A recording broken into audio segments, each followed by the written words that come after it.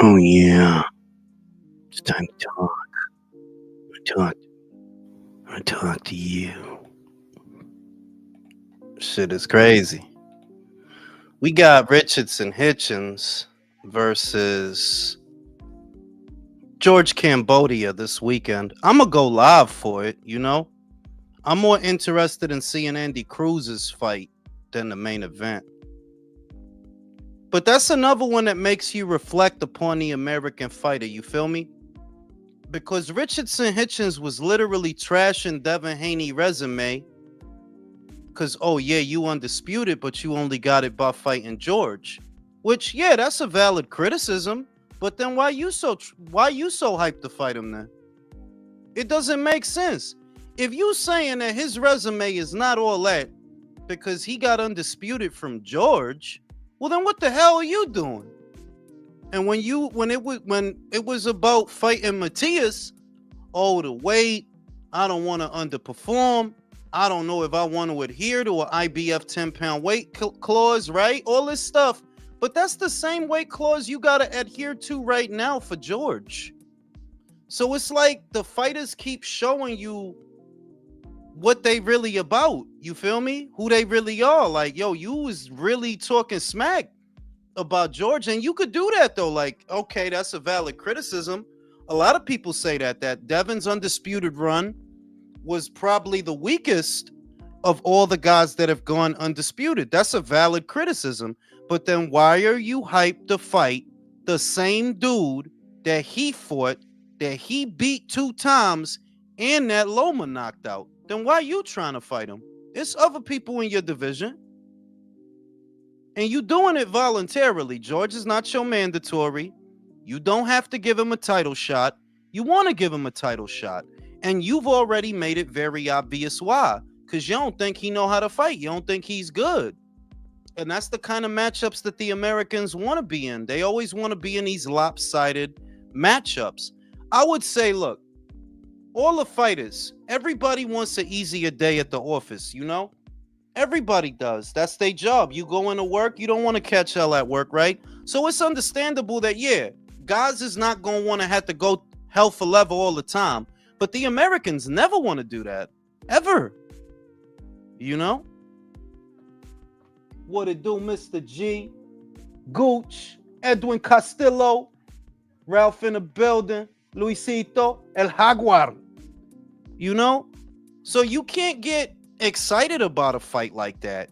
It's like the Carolyn Dubois shit that I keep talking about. You gonna shit on Terry Harper. You gonna say she don't love boxing no more. She don't got it no more. She'll crumble under the pressure. So then why you so hyped to fight her then? Beatrice been calling you out. If Terry is trash, like you saying, why you making her the focus? Now, that's a British fighter, I will say. That's Carolyn doing that. But you see what I'm getting at there? It's the mindset that, like, yo, you giving it away that all you really out here for is the low-hanging fruit, basically. Because it's a big old fight right there for you, but that's not the one you want. Chico said, you want to talk to me? Because I want to talk to you. Talk to me, baby. Ring IQ in the building, Big Swole in the building, Big Arms in the building, Big Lats and Big Traps. Ow! Big Delts from them lateral raises. Undefeated. Your country got here late, bro. But you know, we got that. I'm going to go live on Friday because there's an OTX fight that I want to watch. Liana Cruz, the Puerto Rican from Philadelphia. That's going to be a good fight. She going to fight Regina Chavez. Yo, close the door! She going to fight Regina Chavez, who got robbed against Jasmine Ortega on a Pro Box show. I want to see how Liana handle that shit. Jasmine, I've been telling y'all about these Mexican fighters. Y'all better stop playing. They're not here to. Don't be saying, hey, don't be saying what's up to each other when I'm talking. Shut your ass up. Shut up. Shout out to Chico. Shut up, country. Fuck you. No, you're loony. Bigger career sabotage, T.O. after Loma or Keyshawn? I would say Keyshawn. T.O. was at least after money. You feel me? He was at least, he went about it in a stupid way. He went about it like a jackass, but he was at least after money. All Keyshawn showing is, yo, you a bag of trash, homie. You lost money. You lost money. Like, how your name the businessman and you just did some shit that's bad for business?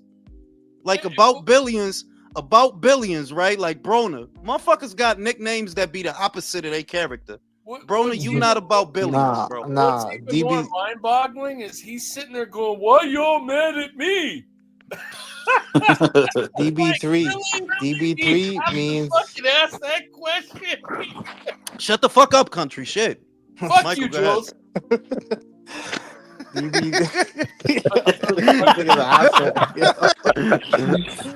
Anyway, shit. DB3 really means drop the ball 3 times. Yeah, I mean like Kelvin was mature about it. He tried to be, but Keyshawn and Keon. That's what happens when you get your ass beat. You get humbled real quick. That's what happens when you have no father. Oh, Look at Look at Abdullah. Jules pointed it out. Look at Abdullah Mason. No, I didn't. Don't use me as the segue for your bigotry. I heard. No, I'm saying don't use me for that.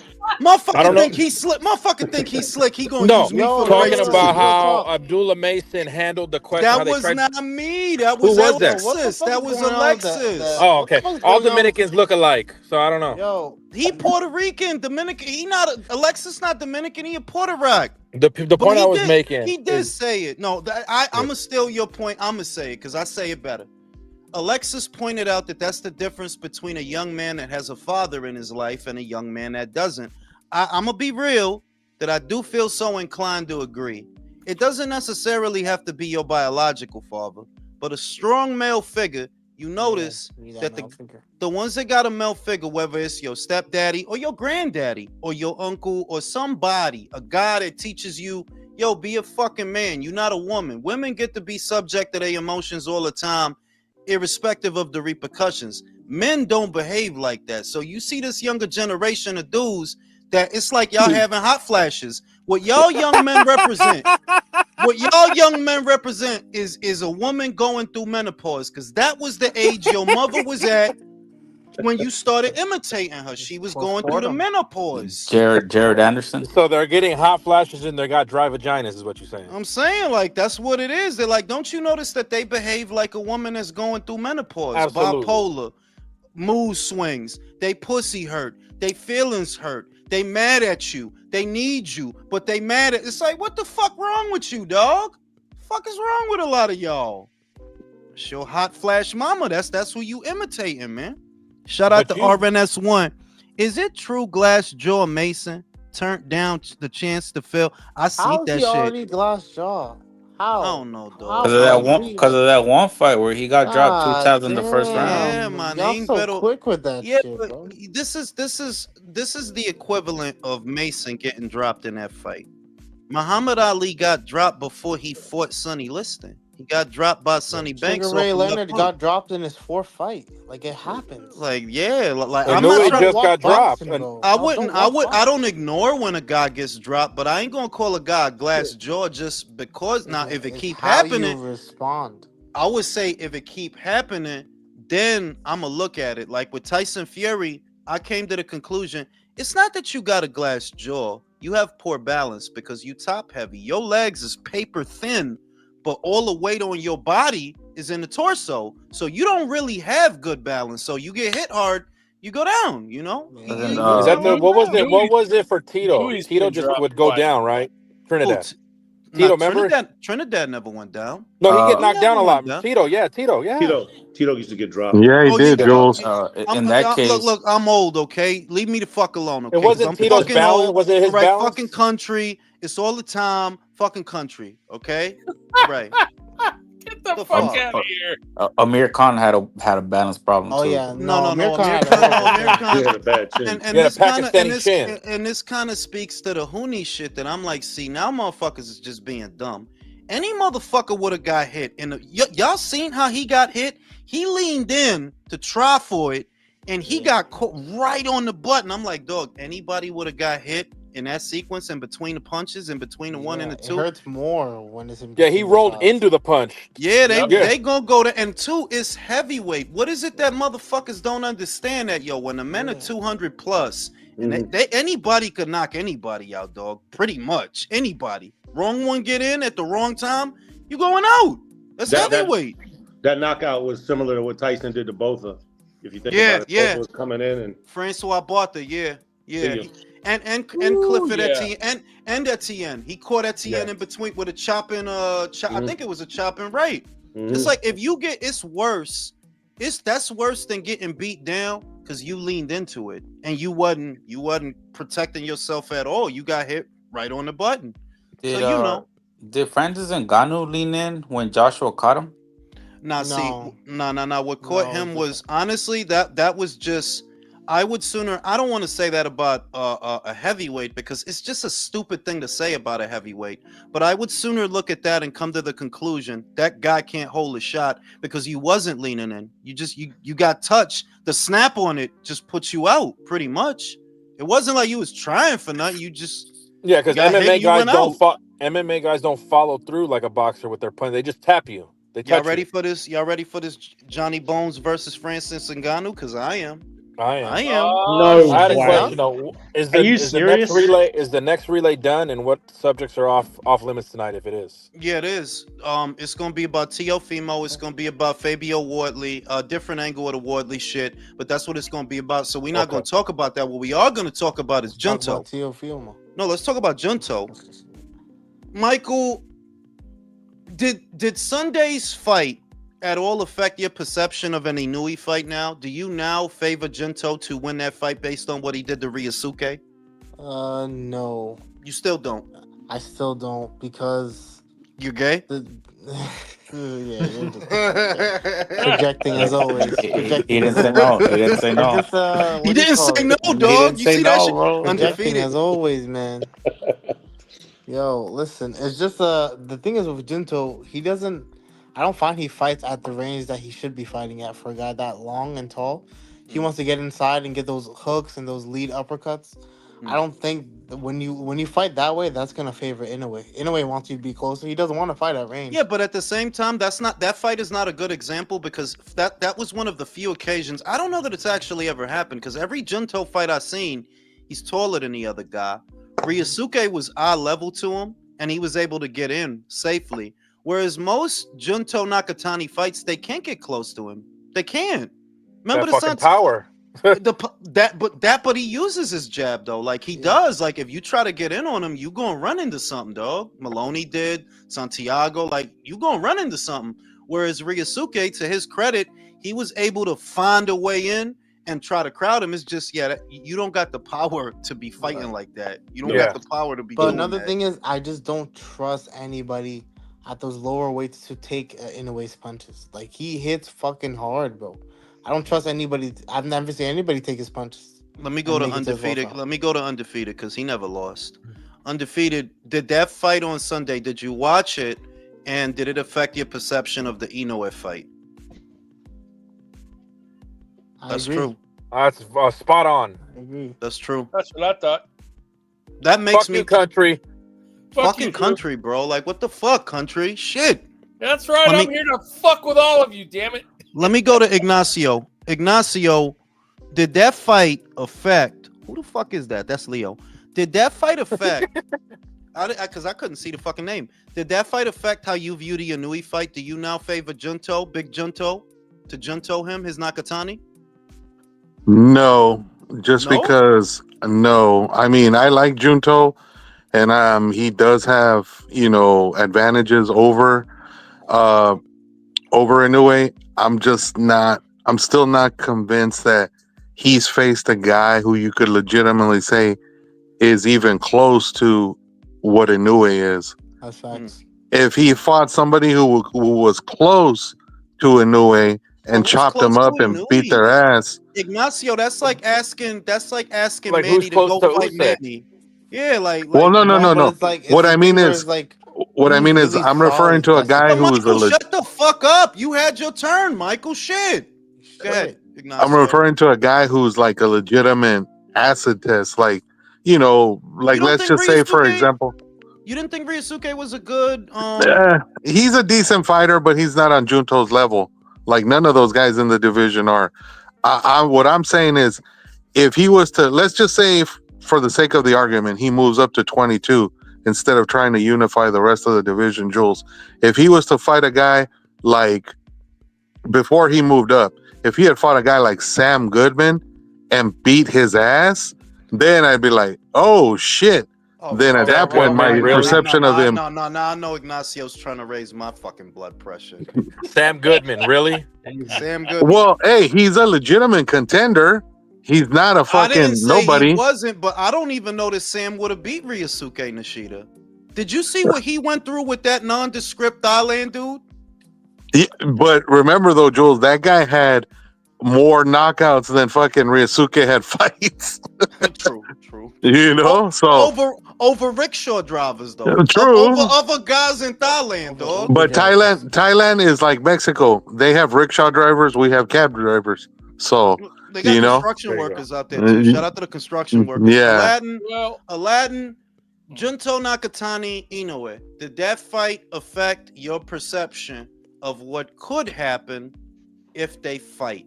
I've been saying to Michael forever, I think Junto's going to end Inoue. And I would ask, I ask, has Inoue fought anybody who can punch like Junto with the left?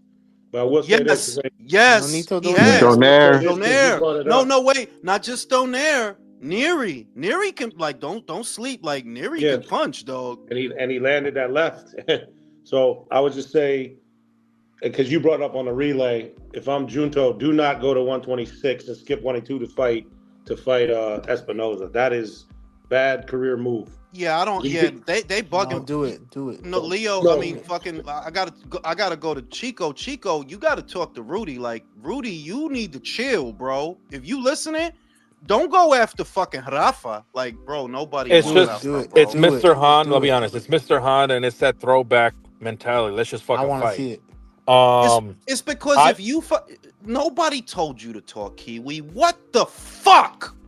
I didn't say anything. That was Michael. It was fucking Michael. That was Michael.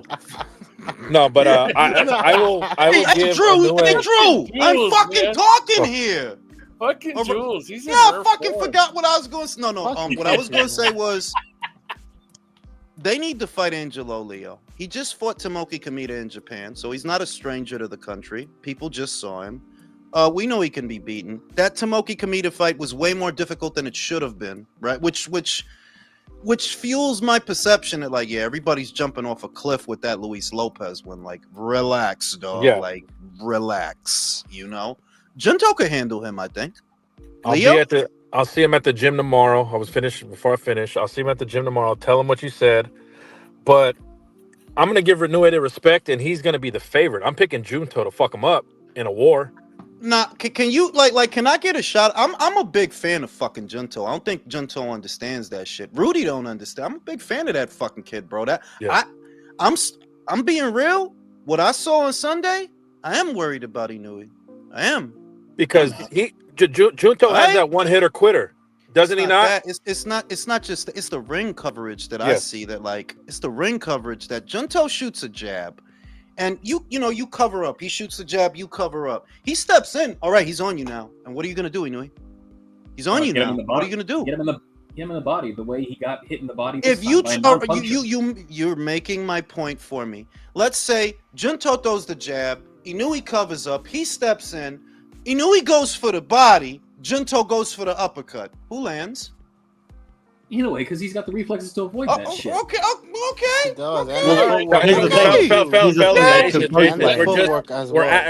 Let's take our Inoue fan, because I love Inoue too. This just basic boxing acumen and reflexes and skills and dimensions of the fighter. What we've seen from Mo. Junto's gonna land that uppercut, bro. I think he's gonna land that uppercut. I absolutely do. I think about the rear or the lead one. I'm talking about. Look, what I see in my mind, in my brain, he tries for the jab. Inoue covers up. Junto steps in. Now, Inoue might respond with a hook or a body shot, right? Whatever. That uppercut is going to find him before he gets that punch off. It's going to find him. He's reactionary in those moments. That's why he got caught with the left 2 times by Neri and by fucking Cardenas. He's a little bit. He's vulnerable in the pocket. We have established that. They're like, yeah, you vulnerable there. You need to be mid-range. You need Let to me be ask- mid-range. Let me ask you this: Who's got the better resume and the more impressive wins between the two? My dude, Loma had That's a better not resume the- than Tio. Loma had a better resume than Tio, but he lost. Come on. No, I'm AJ, Yeah, that's not the AJ, point. AJ had a better resume than Daniel, but he lost. Come on. Yeah. Agree. Come gonna on, ask you- country. We're What just the fuck? fuck country. We're just talking specific how the optics of the fight look based on dimensions. Jesus So Christ, country. Hey, shut the fuck up.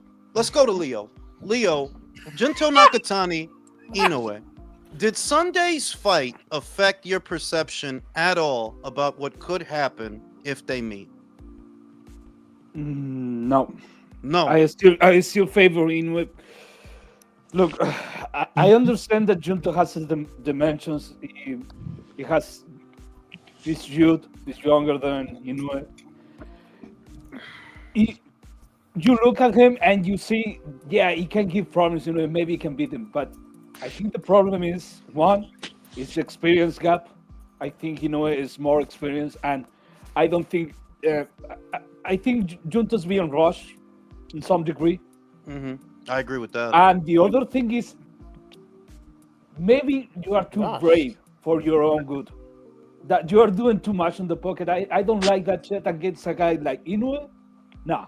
If you were there boxing the guy, using your jab, using your reach and your reflexes and your boxing acumen, circle the ring and winning by points, I would favor. Shut up, Leo. That's why I like Leo, because he literally shut the fuck up, Michael. He just convinced me. He sold me like you're absolutely right. He does do too much in the fucking. You want a gunfight? Well, you don't want that. Like if you boxing and using what you got, and you not really letting him get his power off, and you boxing him, yeah. But yeah, you right, Leo. He does do too much. Like you went for 3-4 uppercuts, bro, and they all got blocked. It's like it looked like don't let one of them shits get in, but at the same time, I seen it that you going for the same shit with Nishida. I don't think he knew he gonna put up with that shit. You right, Leo. You right. And the other thing. Go ahead, Jason. Drew. I was just gonna say we know No, Jason Jason. didn't even get to say nothing yet, Drew. Shit, country. What the fuck up, Drew? The thing is that you said earlier that we've seen Inoue get vulnerable with some stuff. The only punch we've seen him get vulnerable with is a left hook. I don't know. I haven't seen Junto use that punch a lot. You're right. And if Nishida can hurt you with a body shot, Jesus fucking Christ! Oh come on, bro. He didn't hurt him. Really hurt him. Come on. It was a good shot. He got his attention, but he didn't hurt him. Well, that's what I'm saying. And Jason, if a non-puncher gets your attention like that, Inoue is going to do a lot more than get your attention. Well, Jason, it's not just the left hook Inoue's been hurt by. Donaire popped him with a few good right hands. A lot of fucking nerve, because it ain't even your turn. But go ahead. Oh, fine. Whoever's next. Kiwi, it's a fucking joke, bro. Like, get the stick out of your ass. I'm okay. Mirage. I was just okay. It's not my show. I was just respecting that.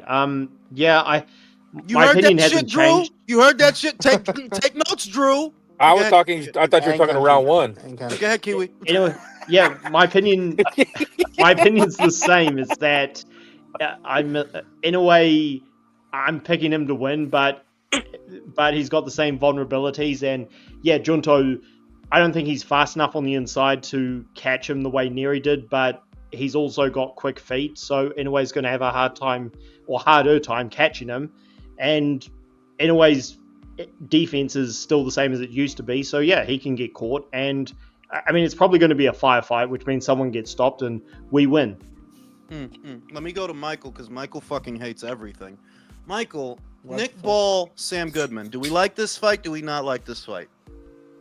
I mean, I guess we'll get it. I mean, Nick Ball's been fighting them between 122 pounders. Fucking gay ass answer. He can't just say yes, no. Yes. I mean, Nick Ball's been fighting none but 122 pounders, has he not? That's true. TJ Doheny, that's true. Has he fought what 126 pounder? Has he fought any of them? Not in his last two fights. Ronnie Rios, TJ Doheny. This will be his third 122 pounder. Why is Sam Goodman taking this fight, guys? What do you think?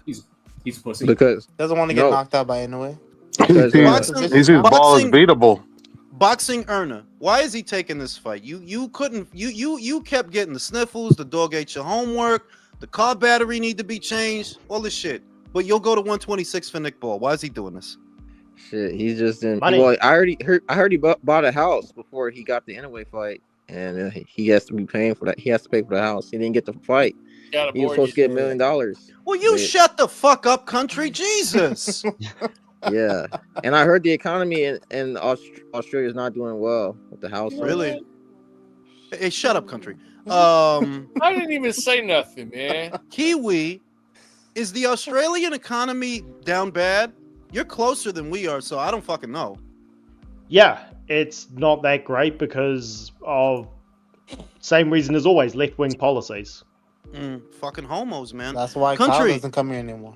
Country. Can't afford internet. Yeah, Country. go ahead. Hooney! No, you're Drew. loony. Drew. Do we like this fight? Sam Goodman, Nick Ball. Do we like it?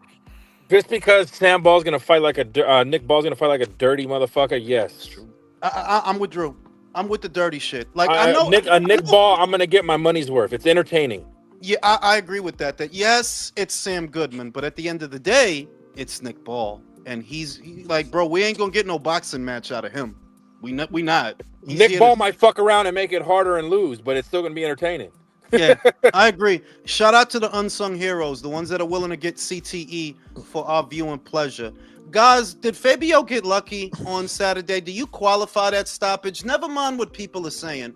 In your personal opinion, country, was the stoppage too fast or no? It is what it is. It is what it is, and fuck you. Fucking bitch. The count was fast, but it wouldn't have made a difference. Let me go to Ignacio because he has better eyesight than you, Kiwi. Was it too fast, Ignacio? Damn. Yes, but I'm not surprised because it was in his hometown and they needed a way to bail him out without it looking too crazy. So that was the perfect way to bail him out. Make that motherfucker count quick and say, oh, he stopped him because of the knockout. So, because before that, he got his ass handed to him that whole fight.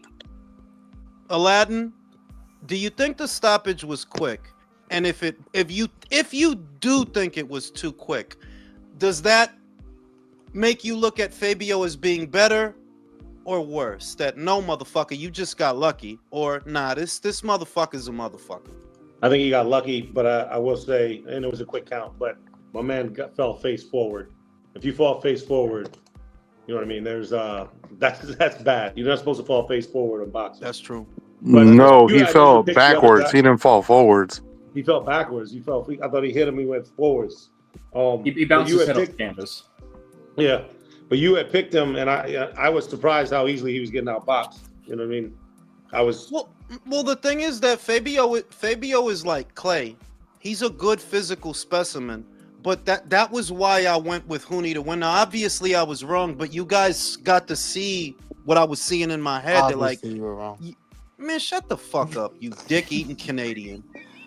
Damn, Jules, the fire is out tonight. Y'all got to see what I was talking about. That Fabio's best punches is the straight 1-2. Well, an amateur will have seen that shit a gajillion times. Like, what else you got? Do you got a left hook? Do you got an uppercut? Can you disguise some of these punches? And it's not that Fabio isn't good. It's just you don't have that experience. You can't do something you never had to do. So, you know, and he's got that You're experience right. now. I don't think the stoppage was quick because it's Hooney's fault. You wasn't the house fighter, guy. Yeah. I mean, any chance they got to stop the fight, they was gonna stop it. that's the Capricorn way of looking at shit, though. You know that we always want some motherfucker. Follow the money. If motherfucker, like you understand that you can't sneeze during this fight, right? You sneeze, they'll stop it.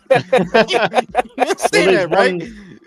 There's one way you knew that Hooney was gonna lose, and that's because he's promoted by Hearn, and Eddie cannot win against a Frank Warren fighter. I mean, now he can't, but before, you know, Felix Cash beat the shit out of Denzel Bentley. John Ryder fucked up their unbeaten guy, Zach Parker. So it's not like Matchroom never won nothing against them, but just lately, like, Yeah. Frank is putting something in the cornflakes, bro. And Frank didn't want no smoke with B-Vol when Eddie was bringing him up the ranks. And that's the other shit that Eddie, like the guys on Matchroom that the Queensbury dudes is beating, with the exception of AJ, because that's one of the bigger ones. But the other guys, that's the beats here. That's not Bam. That's not B-Vol, right? That's not Dalton Smith. Yeah. That's not Opatai. That's not Ja Opatai. You know what I mean? Well, Frank doesn't have any wanna fight cruiserweights, so Nobody Frank wanna doesn't fight have any Opatai. cruiserweights to fight him. Bro, Okay, that's two a things. mean motherfucker, dog. He broke that motherfucker's jaw, dog. Bang! Broke Yeah, that two shit. things. That was such. First Stop of all, That was interrupting such a Leo. pointless- Stop interrupting Leo. Go ahead, Leo. Now, first of all, that stoppage was bullshit. Mm. It was.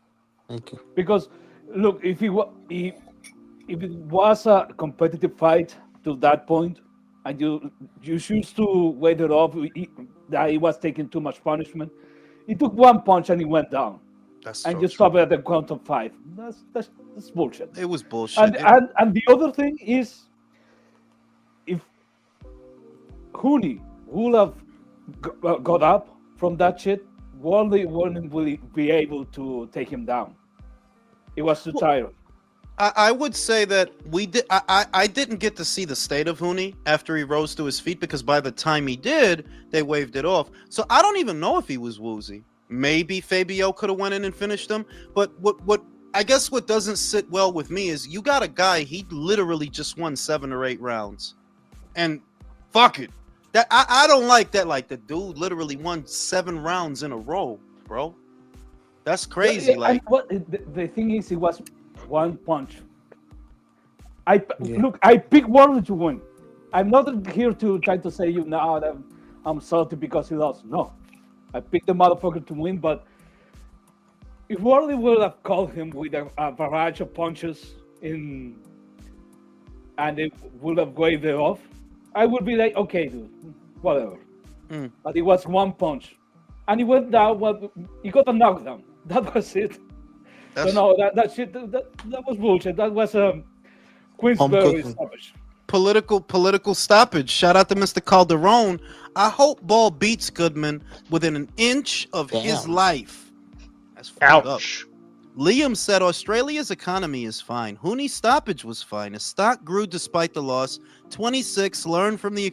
No, it wasn't fine, Liam. Come on. We're Australian. What the fuck, Liam? Come on. Yeah, he's... The economy's not terrible, but yeah, things are a hell of expensive, but that's the case everywhere. And again, we mostly have liberals to thank for that. Yeah, but is there a reason that Australian women are fucking hot? Like, why are all of them hot? What the fuck is going on over there? I live in New Zealand, so I can't tell you. I don't know why they're what hotter the fuck is over going there. on in LA, bro? Yo, Drew, y'all gotta calm down. Let's not bring that shit up, man. We'll be here all night. You're watching too much TV. It's not that bad. Are people fucking in the streets? Oh, now. Oh, you see that all the time in Skid Row. That's San Francisco, man. How would you know? Oh, he's in the Tenderloin all the time, that fucking freak. How would you know? Hell yeah, I'm It gonna is. get Drew's ass out, man. That's how I You know, he said San Francisco. It is Pride Month for country. Shout out to Pride, dog. You Drew, you're gotta the be one leading proud. the parade with the rainbow shorts, man. Oh, shit. You know what I'm saying? So we got Hitchens versus... You know what? Fuck that fight. Michael, Andy Cruz Murataya. How do you see that fight? Andy Cruz Murataya. Yeah, because Andy's on the undercard. He's got to fight this nondescript Japanese dude. But the Japanese dude has been fighting mostly domestic Japanese dudes, other Japanese dudes. So Andy probably wins that fight. He probably Honestly, wins. I have to do a fight study, but that fight is a lot closer than I think people were. People are probably Talking about the Japanese dude? No, Murataya. And Andy. Okay. 'Cause I think people are going to favor Murataya. I've never been too high on Murataya. Nothing crazy I've seen from him. But Andy, if he has more time to develop, like he's really slick. I like his style. It just he still kind of has that amateur I style, mean, he's but only 5-0. He hasn't had a whole lot of time. he hasn't had a whole lot of experience, a whole lot of rounds. I wish he did. Did he go 12 rounds or 10 rounds yet? I don't think I think he he's did. gone 10 No, I rounds, think right? the most he went was on the undercard of Crawford's fight against Vandermov. I think he Because he stopped has that 5 dude fights. And Yeah, he has 5 like on the fights and 8th 2. round. He has 5 fights and 2 knockouts. So I don't even know if he has been 12 rounds before. Nah, no, but even 10 would be good for him, honestly. Like, No. Look, I saw him in his debut, in his first fight. Mhm. Compared now, in his 5th fight, he has changed a lot. yeah, He- he's night and he day. has Posey, adopted. Posey. Yeah, I Because agree. Yes, do you remember Dr. his Moore. first fight? I was here and I was shitting on him after his first fight. And you No, guys were saying give him that's time. not and a then- surprise, Michael. Yeah, I mean, but You were still. shitting on Michael doesn't like anything, dog. Michael Y'all- don't y'all like say that, but, nobody, like, I dog. do. Jesus, I like a Jesus lot. Christ could come like a down lot. and Michael would shit on him. Oh, you just walk on Exactly, water, yeah, you like- bitch. Why You you know- took so long? Jason, Andy Cruz, Raymond Muratalla. How do you see that fight? I gotta go Mortaya. I'm done with these. Cubans. Really? Wow. I'm done with Okay. Cubans, man. Fair point. But Andy doesn't fight like your prototypical Cuban. He's not an outside cutie pie. I mean, neither was Morel, and Calling him he cute? turned into a Cuban against Benavides. Comes the gay Canadian with the Trudeau flow. Comes that Trudeau flow again. What? Yo, gay ass. What? Fucking Aladdin. Yeah. Andy Cruz, Raymond Muratalla. How do you see that fight? I don't like Murataya. I've seen him fight too much, and I just think if you make him move his feet, like Tevin Farmer was past his prime, and I thought he made Murataya work a lot harder than he needed to, and I think Andy Cruz will. I like Cruz pretty easily in that fight. To be honest with you. And there's that one Cuban, by the way. I will say the one Cuban at 160, the guy who just fought on the PBC card. Tellez. Yeah, he seems to be the real deal as far as wanting to fight. Like, Yeah. give me Cruz easy. Okay, so one Muratalla, one Cruz. I Drew, said Cruz too. You didn't say anything. Oh. Drew, Andy Cruz, Raymond Muratalla. How does it go? The Mexican fucking pushes that Cuban Wasn't shit paying in. attention. You know how I feel about Cubans and that Cuban style, bro. Like they don't. It's if Yeah, it was but a he don't 3-round got. fight. But you can't keep using that as a bat. But if it was a 6-round fight, that. no, he don't don't. fight like your prototypical Cuban. He don't. No, he don't. But the gas tank. If it's a grueling 12-round fight, I don't think he holds up to that with that pressure and that style. 2 Muratalla, 2 Cruz. Country, what say you? I got to go with Muratalla. What motivates that decision? I just, you know what? I'm really not big on Cuban fighters. They always seem to fall short. Fucking racist. They're down. Fucking racist. Liam Rockwell said, Hey, you know Tira what? Fuck you, Moana, you fucking motherfucking Dominican Tira Morel. Moana. Listen, man, Tiramisu is one of the best heavyweights out there. That guy's fucking huge, bro. Shout out to Tiramisu. Boxing learner, Andy Cruz, Raymond Muratalla, IBF title. I agree. That's true. It's a really good point. That was probably the best one on the panel tonight. I did see them yesterday. They asked about you. Their tits were huge, actually. Jason, same question. I already answered, brother. Oh, shit. Look, man, motherfuckers is falling asleep on the panel. Let me post this motherfucking link again, because Boxing Learner is off learning shit. Did anybody notice that AOC put on 40 pounds? I mean, Nobody she's knows. an Hispanic, she's an no, Hispanic woman who got Well, married. Like, that's let's be honest here. The girl who was criticizing her, they call that bitch Jigsaw. So I don't think she has any room to talk. No, yeah, I seen the bitch too. Like her face looked crazy, dog. Like, Yep. she looked like that. You know, it's that shit during Christmas where you put the fucking the jigsaw shit, the nutcracker shit, where you put the walnuts in its mouth and it opens them. She looks like that shit, dog. AOC look good with that weight, man. Puerto Rican women, man, got that grip pussy. Real talk. Andy Cruz, Raymond Muratalla. Who wins that fight? I'll take Andy Cruz on that one. Okay, and that's another one for Andy. Clavo, Andy Cruz, Raymond Muratalla. Creo que yeah. I'm gonna have to go with Andy Cruz on that one as well, bro.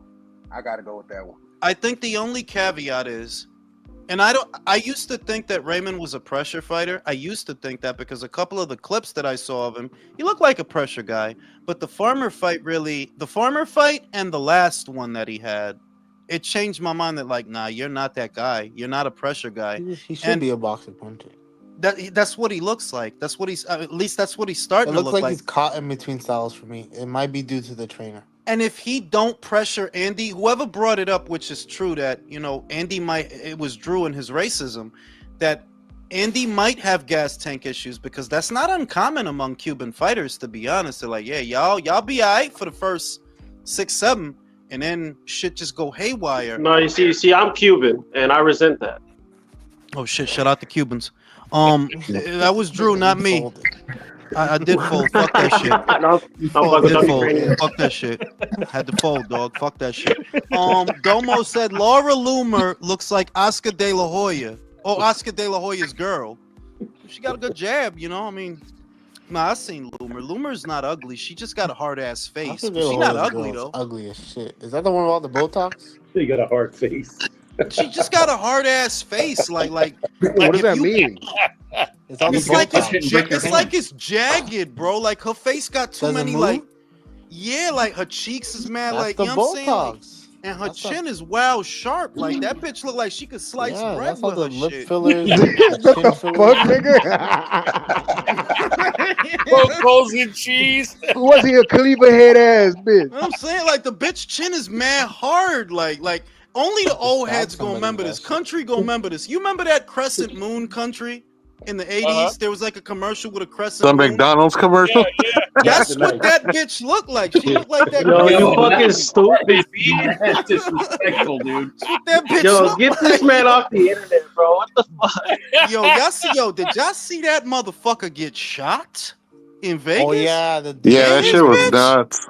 That was fucking nuts. Yo, Mexicans wilding out here, bro.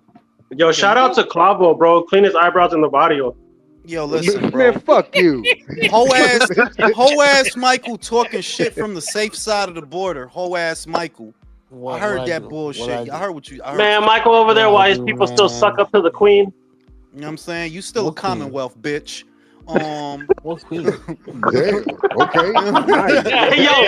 Yo, why is this New Yorker so fucking aggressive tonight? What the fuck happened? Nah, I don't know, man. I had a nap. I felt good. Shit. Shit. But Then you should feel good then, bro. He shot that motherfucker, dog. Like you really apparently they had the YouTube beef. Yeah, but what it was for, right? Because he had a YouTube strike. Yeah, they got his channel down. Not that they got not that he got the channel canceled. He just had a strike. But apparently he was the one that went after them in the first place. Like he started the whole thing. Yo, that's why you can't be giving life to these weirdos online, man. Like a lot of these motherfuckers really don't got nothing to live for, and you could tell, like, bro, you really about to do your rest of your life is gonna be in a bing over YouTube, bro. And he's on the run. Apparently, there's a manhunt for him. No, he turned himself in. Oh, did he? Yeah, he turned himself in. Oh, what a bitch. But like, how you murk a motherfucker and his wife over YouTube? Do you understand how that shit is, dog? Yeah, that's. Did he kill the wife? Nah, for real. Yes, crazy, bro. He shot the bitch. Oh man, that's sick. Like, yo, that's I don't like it. It didn't hit me till he shot the bitch. Like, yo, you really shot this bitch over YouTube, bro. Are you out of your fucking mind? That would be like one of these fucking LDBC motherfuckers coming after you, Jules, in real life because you talk shit. No me pongas energía on me. Put it on Michael. Don't put that energy on me, bro. That's like going to the locker room of a guy who just whooped your brother's ass. What kind of degenerate shit? Where would you get that example? What kind of degenerate shit is that? Nah, but that's what like dog, you don't got like and it seemed like he drove a nice car. Like I don't know what kind of car the dude had, right? But it looked like a nice muscle car, sports car. You really gonna throw your life away over YouTube, bro? That's the epitome of a crash out. Like what the fuck? That's a damn shame. I guess what disturbs me about it is like, yo, dog, do you not have faculties? Like, what does your reality look like that YouTube is worth killing over, bro? Because Julius, I need clarification about the situation at hand. So, one of the guys put a YouTube strike on the other guy, something like that. it's basically they was beefing for like a year. I don't know that the other guy is the one specifically who put the strike on him. I don't know that he was the one that did it. All I know is that's what he thought, and on that predication, he shot the motherfucker and his wife. It's a video stream online. Okay, so from a sick, twisted perspective, I can understand like you're fucking with the man's money, but I would never crash out that bad over some YouTube shit. My dude, it's yeah, YouTube. because you're mentally well. That's yeah, like I do understand how Real Talk put it that like, yo, you fucking with his paper, but it's not like the dude but you're not even making any real money. That's what I was gonna say, that like the dude don't get that many views to be murking people over there. Yeah, bro. You don't get views like that to be like, if you getting them Mr. Beast views, they're not gonna understand. But like, bro, come on, dude. That's like Mirage shooting somebody because they took down his Jules videos. I mean, like, not for nothing. He probably would do that. There's a bigger problem that I just find, like, I don't know. Somebody is on the outside in looking at America. Like, nobody ever really talks about it, but it's like, bro, how are these people getting guns? How? It's not the guns, Michael. Bro, it's easy, bro. What are you talking about? That's what I mean. It's so easy to go and get a gun. You could just shoot somebody. It's that you don't get it that the dude that did that, whether it's a gun, a pickaxe, a machete, he's gonna do the same thing. You're just changing the modus of what he's doing, as opposed to asking, why is he doing that? What's wrong with you, dog? Why are you doing that? Because you saying that, and I get why people on the outside focus on the guns, because they get to walk around, they don't gotta worry about that, right?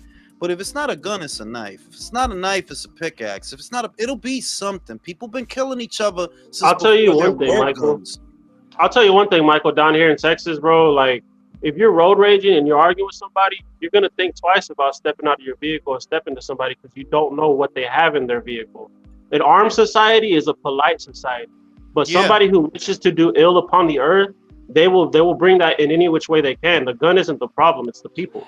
Yeah, because in places in the States and in America where you are able to buy a gun relatively easy, there is literally less gun crime because motherfuckers know, yeah, motherfuckers around here got shit, so you might want to relax. You know what I'm saying? Where I live at, you can get a gun like that. Yeah, you get that shit quick out here, but a lot of shit really don't happen out here like that. Now in New York, where they got strict gun laws, oh yeah, it's guns all up and down this motherfucker. This motherfucker's getting shot all the time. Because all they got to do is just dump that shit off. It's untraceable. Yeah. You know, but down here in Texas, bro, like I literally everybody I fuck with, they all keep a pistol grip AR in the truck or in their car.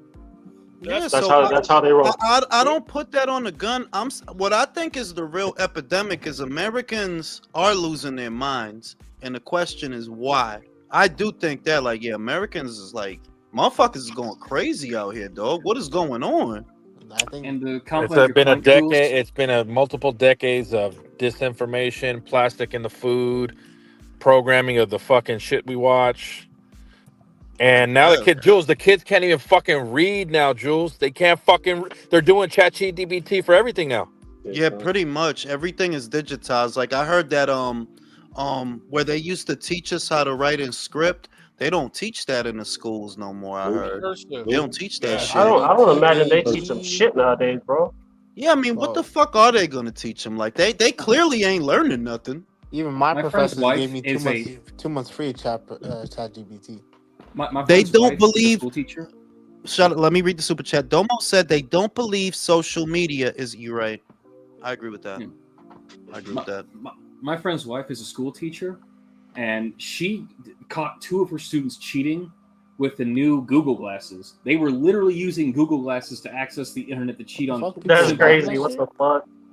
How much is that? Apparently not less expensive than cheating on tests. What the fuck? I had a question, fellas. Where do you see this going, Jules? In 20 years, when they're using the neural link in people's brains, how much dumber do you think people are going to be? Well, I mean, that's the way that. Shut the fuck up. I'm trying to answer the fucking question. You got to understand that when you don't make people do shit, they get weaker. Everything you don't have to do, you get weaker for that. So if you letting a goddamn AI or technology think for you and make decisions for you, you're gonna become a fucking zombie. You're gonna be a zombie. And I noticed the effect that it's having on the kids' attention spans, which is why they are the way that they are. That everything is flashing images, 30-second to a minute reels. You can't focus long enough to really do some shit. It's like they're being zombified or some type of shit, dog. You want to know what kind of like opened my eyes up to that kind of shit is that I can't remember. I think it was like Gamer or some type of movie I was watching where like they have a big ass screen in front of them at all times, right? And the way that they were speaking, they said that you can put up to like 70% of ads on there without causing an epileptic seizure. And shit like that opened my eyes to like, no, yeah, they're really trying to shove ads and all types of shit in front of your face at all times. And it's on every fucking thing. There's these AI images, right? Where if you squint, it'll show you. I saw one of Steve Harvey where it was like squint, and it was Steve Harvey in a fucking hamburger. And literally, if you're not squinting, I've seen those. There was one that was a pussy. Yeah, and if you don't squint, you literally don't see it. But if you squint, you see it. And I was just thinking, what if they use shit like this to put subliminal messages in kids' heads, man? Because you literally can't see Steve Harvey unless you squint. It's scary, man. It's scary. But what are you gonna do, Michael's gay, and countries, he's over there. What are you gonna do?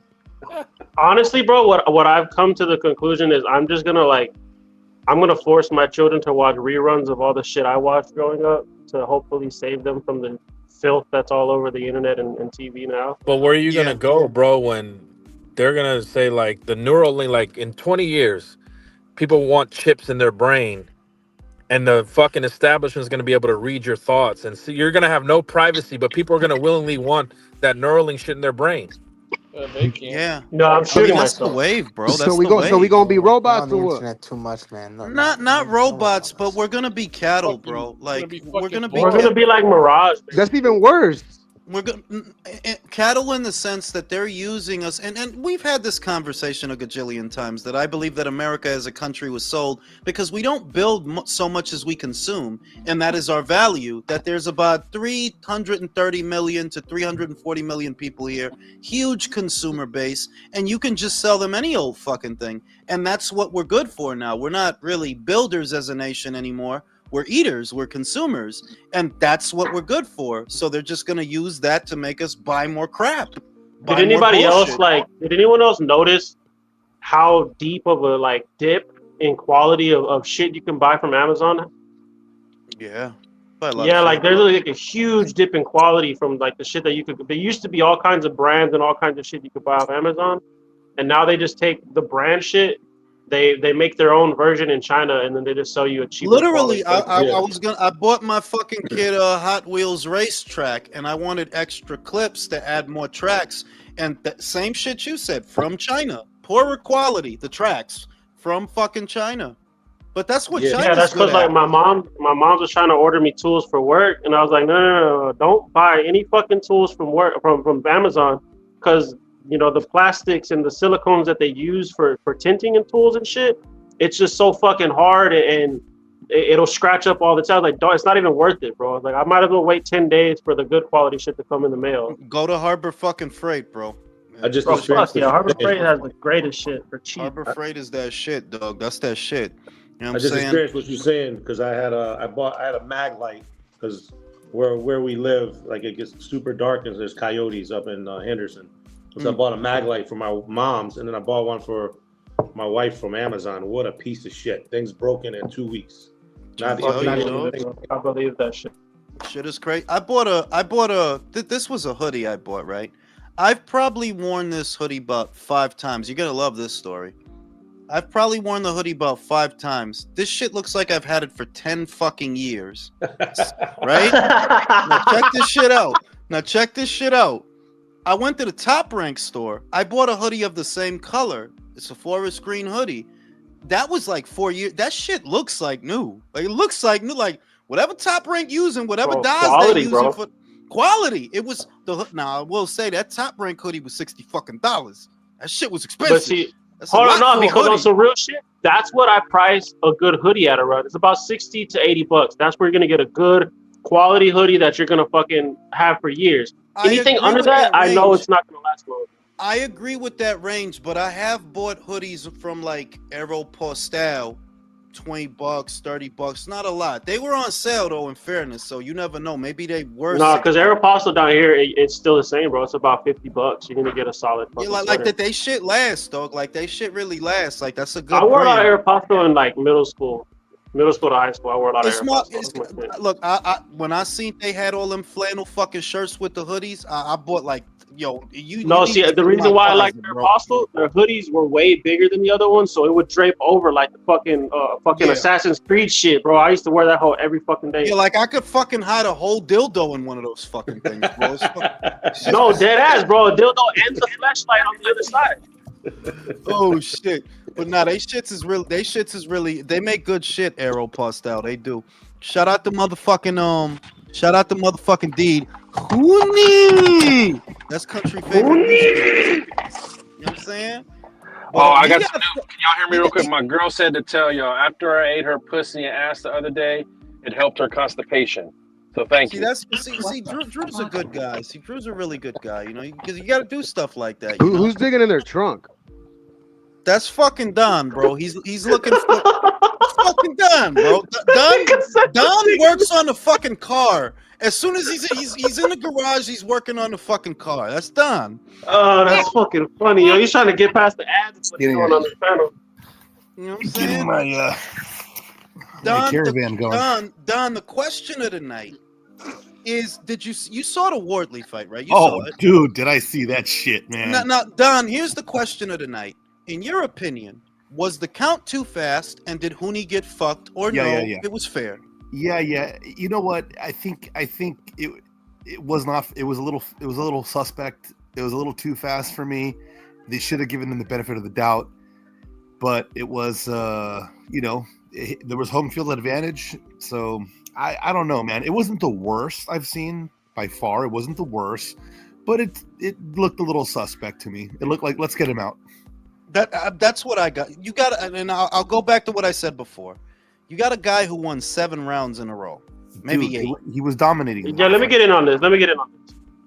I personally, yeah, it was a little quick, and it was a little like you had a hairline trigger on that shit. But it's not like it was fucking Barroso and Rolly, you know what I'm saying? Exactly. It's not like the dude was letting his shot. It wasn't horrible. Yeah, you know what I'm saying?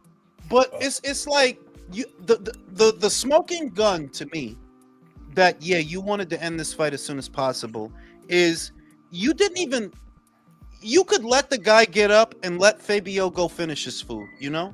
He knocked him down. We don't even know if the guy's hurt.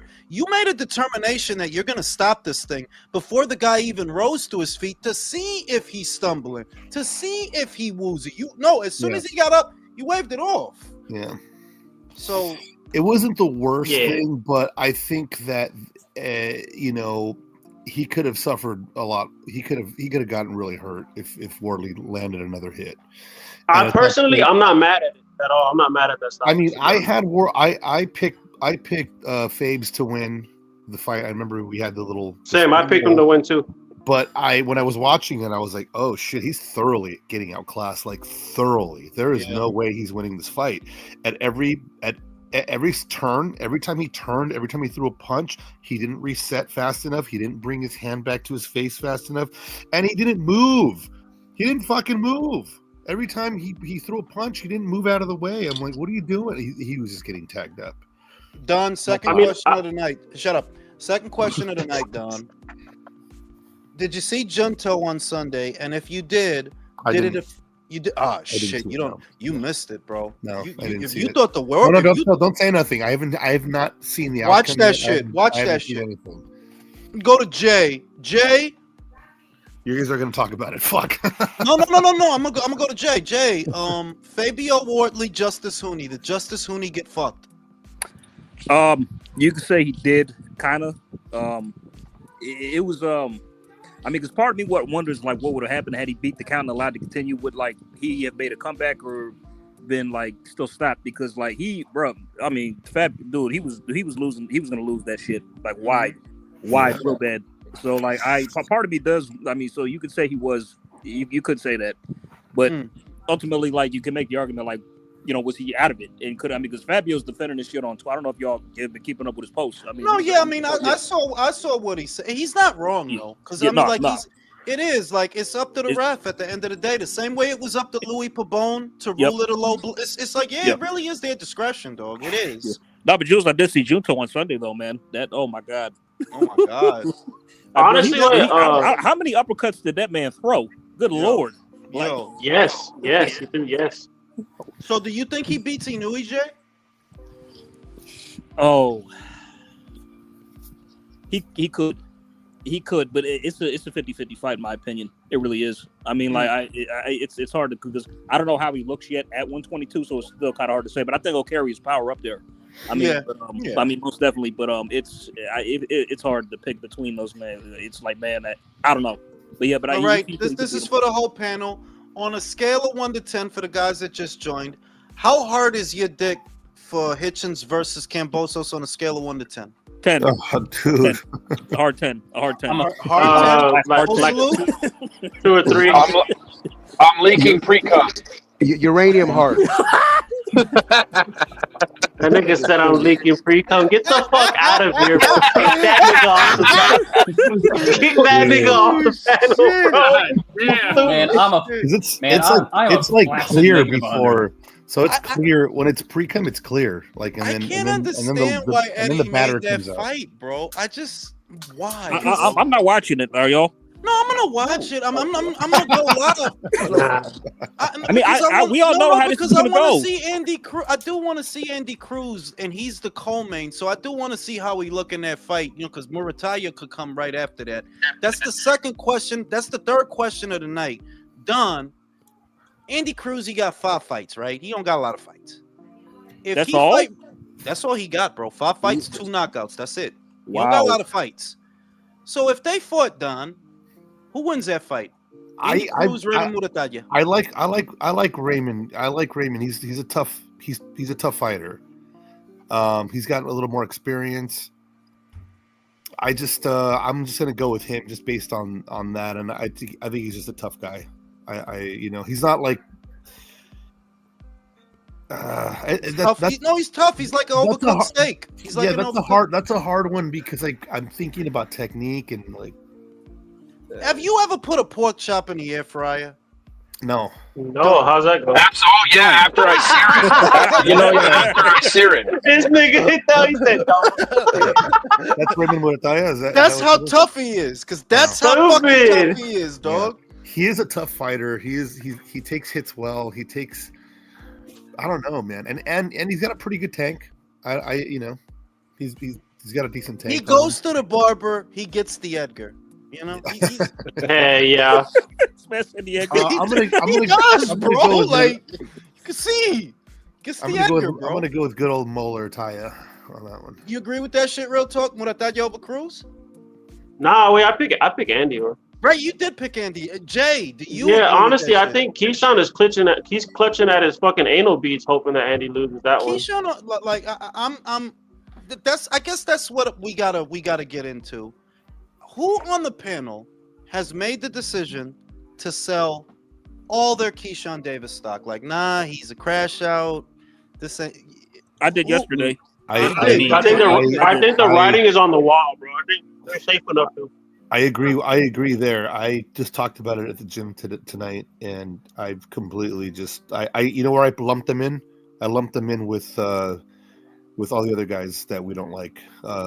Now Anderson, I'm seeing Anderson 2.0 that like, yo, dog, you. He's not, and also he's not going to be at 140 long. No, I said that shit on off. Like, dog, He's that not. dude is going. He gonna be there for like 3 fights. You know Yeah. why? Because you not disciplined. That's why you're not. You might as well just go to 147, skip 140 altogether. I'm saying. Yeah, I've sold all my stock in him too, man. Fuck that. I heard Vargas Jr. called his ass out. I heard some bullshit interview when he was talking about Tank. Like, you see, Tank's up here, and he's been up here. Yeah. And I'm like, what are you fucking talking He about? was sucking dick. That's what he was Like, doing. what are you fucking saying to people right Because now? that's that glazing. That's just that glazing. Like, look, it's back. If it's back in the day, you know, Holyfield chased down Mike Tyson for that fight. That's the kind of time that motherfuckers used to be on. You feel me? That's the time motherfuckers was on. These days, you want to have sex with Javante. Just say that, Keyshawn. That shit sounded gay. He wants to give him a mani pedi, Jules. Is he up here, yo? Is he up here? It's here. I think for me that yeah.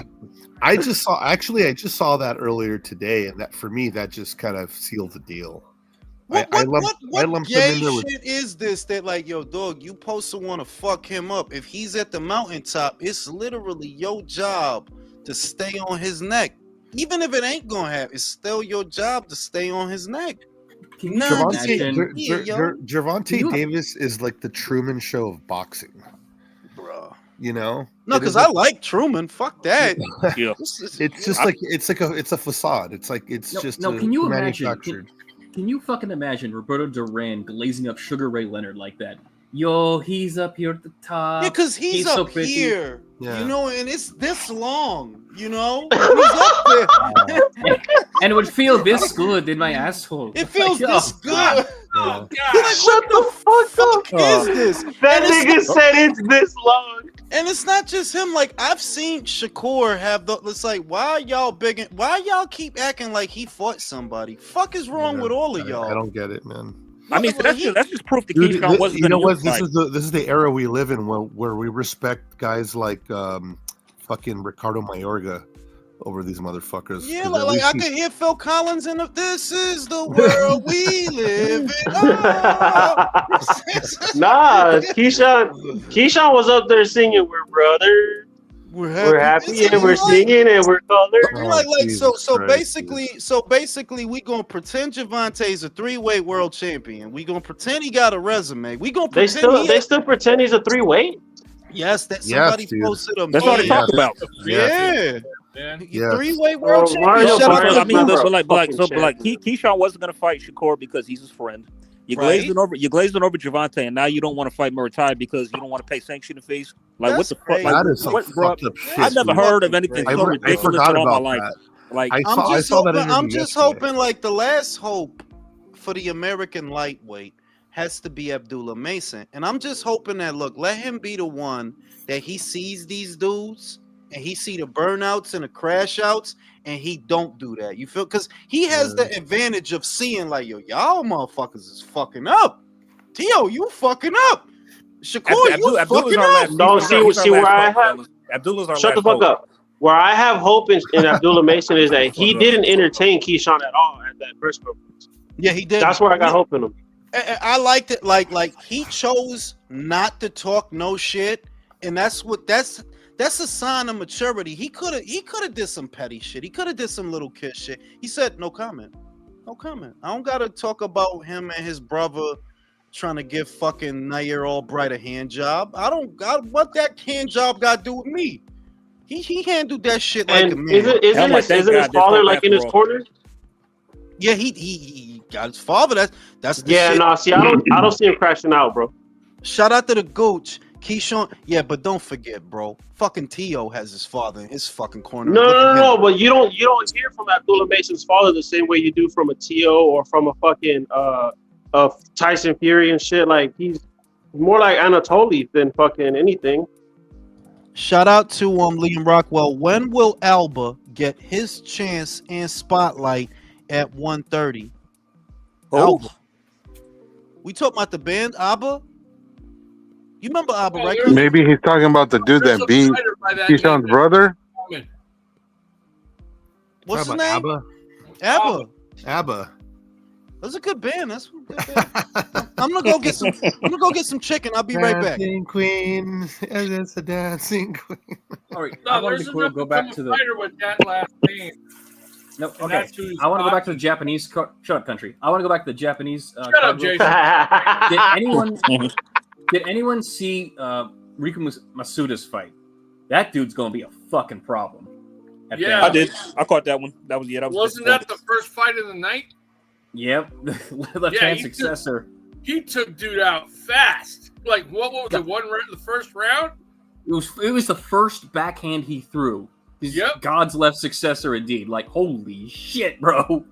Yeah, he took. How the fuck do you pronounce that? He said Albert Batigaziev. Albert Batragaziev? How do you pronounce that? Batragaziev. I have no idea. It's one of those Eastern European. It's got too many fucking consonants in the goddamn name. No, it's one of those what the fuck's a vowel names. No, you know what that reminds me of? Did y'all ever hear Rampage Jackson try to pronounce Nurmagomedov? No, I haven't. Bro, he calls him Habib nigga runoff. Yo. Fucking Rampage is retarded, bro. Yeah, but get used to Japan dominant. Get used to Japan dominant bantamweight, guys, because when this crop is done, Masuda's gonna come for all the. Wasn't Tenshin supposed to fight on the card too, or did his fight get taken off? No, he was there, and he looked fantastic, actually. Like, everyone thought he was going to struggle in that fight. Like, this was supposed to be his big step-up fight. He handled him easy. Like, it was impressive. He did, like, a fucking Shoryuken uppercut on the guy. He was fucking around so hard.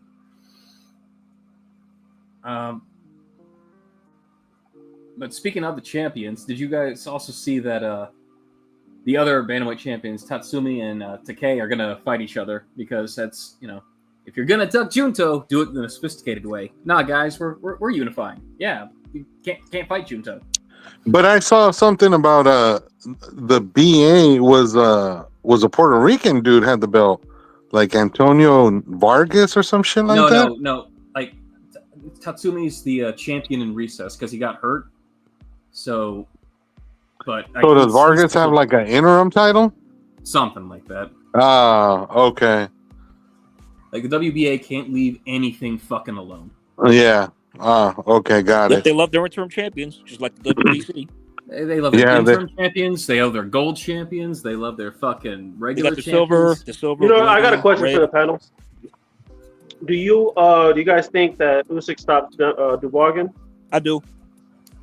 Yeah. Yep. I'm not sure, just because sometimes confidence is all you need to be a completely different fighter. Even if nothing else about you is different. And beating the shit out of AJ is going to give you confidence. Like, so you don't feel that confidence would get him knocked out sooner? It could. It could, I guess. You can't make any mistakes with Usyk. He'll make you pay for those. And I just think that. I see the fight being more competitive this time around, but ultimately I still see the same result. Usyk is still going to get him in the end. Yeah, I agree. I don't have a lot of stock in Dubois. I just don't, and I don't buy it. You can't be fundamentally that sound and that good after these fights. It takes time, and he just doesn't have those tools to begin with, in my opinion. Because even though he got good wins in his last 3 fights, he hasn't really changed much stylistically. Ask me to put money on it. I'm gonna say Usyk. I'm just saying though. Like, I got one more question for you guys. Yeah. Do you believe Daniel can become champion again after Usyk retires? Oh yeah, most definitely. Yeah, he's going to be a legit contender for a long time. Yeah, because he's one of the younger heavyweights in the division. Isn't he like 30? No, bro, he's barely 27. Late 20s. You're fucking lying. He's 27. Yeah, he's barely 27. That nigga is my age. That motherfucker's huge. Yeah, he turned pro. He turned pro like at 18. Yeah, he's that's too crazy. young. What the fuck? I thought he was like 30, 32. It still doesn't sit well. It doesn't sit well with me that he got knocked out by a jab. He got clipped in the chin with the jab, and I think part of that was that he gave up, and I think giving up is in him. The thing is, like, I think that let me illustrate that just right quick. I think that the problem with Daniel is, like, when the going gets too tough, if things don't go his way, he'll capitulate.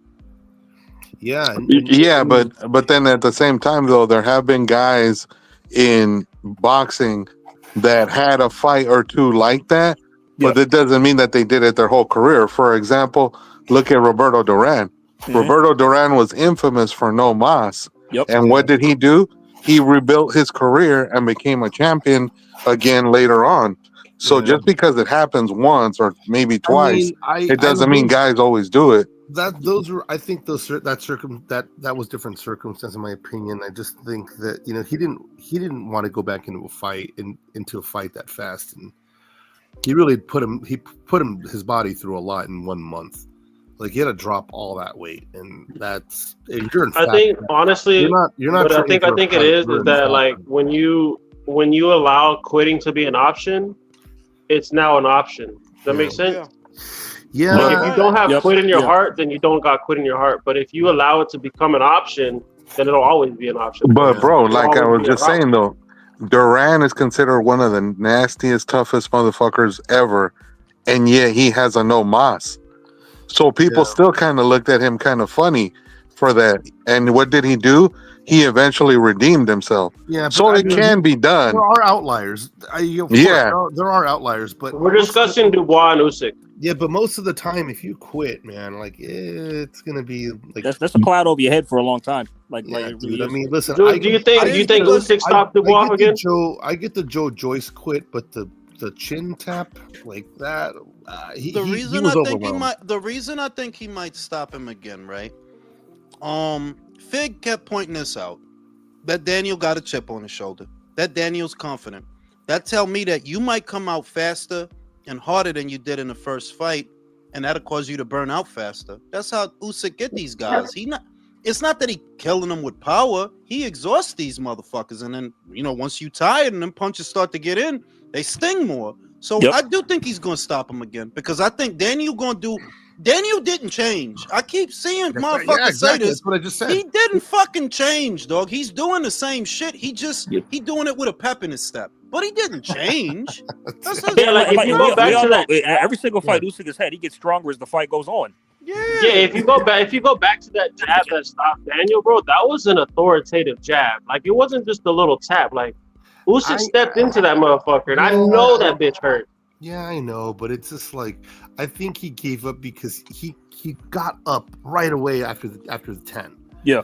And he popped right up. I'm like, dude, but he knew he didn't have nothing for that. Yeah, exactly. There you go. He knew he didn't have anything for him. He gave up, and he was. And it happened before. Daniel's not a good example, I would say, because he has more than one situation like that. Like a lot of guys, Duran has the no mas, but that's it. The no mas, and that was it. It's not like that shit kept happening. With Daniel on 2 occasions, your ass chose to stay down. 2 occasions. So if you in there and you trying it and it ain't working, we know that in the corner of your mind, there's some quit. There is some quit. Yeah, that's what I said. Yeah, and I don't see it going too different. I mean, I agree with a lot of what you guys are saying that he's going to come out fast and strong because he's got all this confidence. But just because you had a pack of Mentos and you think you're fucking untouchable, like it's just not. Hey, are you eating? What the fuck is that saying? You got a pack of Mentos? What? Is that a saying? Fresh and full of life. That's him, dude. I've never heard that shit before. Yeah, them Mentos commercials, man. You pick up a car on somebody in them shits, man. That's fucking funny, yo. Motherfucker sat on the bench. You don't remember that shit, Don? Motherfucker sat all of a sudden. He rolled on the shit, got the pinstripe suit. Shit was crazy. Oh, okay, now. By the way, Jules, I still have you to thank for this. For what? I went to the grocery store a couple days ago and I saw some Snickers ice cream bars. Then I just thought of what you said about the vein, and it's like, oh motherfucker, man! I tell you, dog, that shit is a practical joke on the American populace. Like, hey, let's put a vein, yo. No, because I brought that shit up on this shit so it can look like a big chocolate dick, and everybody just gonna be eating that shit, right? Fuck it. Damn, how you gonna call Snickers a big chocolate dick? What the fuck? Listen, look at every other chocolate bar. You eat a fucking Almond Joy, a fucking Reese's. It's not a vein in it. Snickers is the only one. No, because you know what it is, down Jules. the middle. You know what it is, Jules. What it is? Every other chocolate bar, they go through a bit like a fan of air that blows off the top layer of the chocolate and smooths it out. Snickers purposefully doesn't do that, bro. You know, there's some factory worker just walking around looking at people eating Snickers like, yeah, eat Laughing that his dick. fucking ass off. Jerking off. That shit. No, Yeah. dead ass. You know what I'm Dude, saying? what the fuck is wrong with you, man?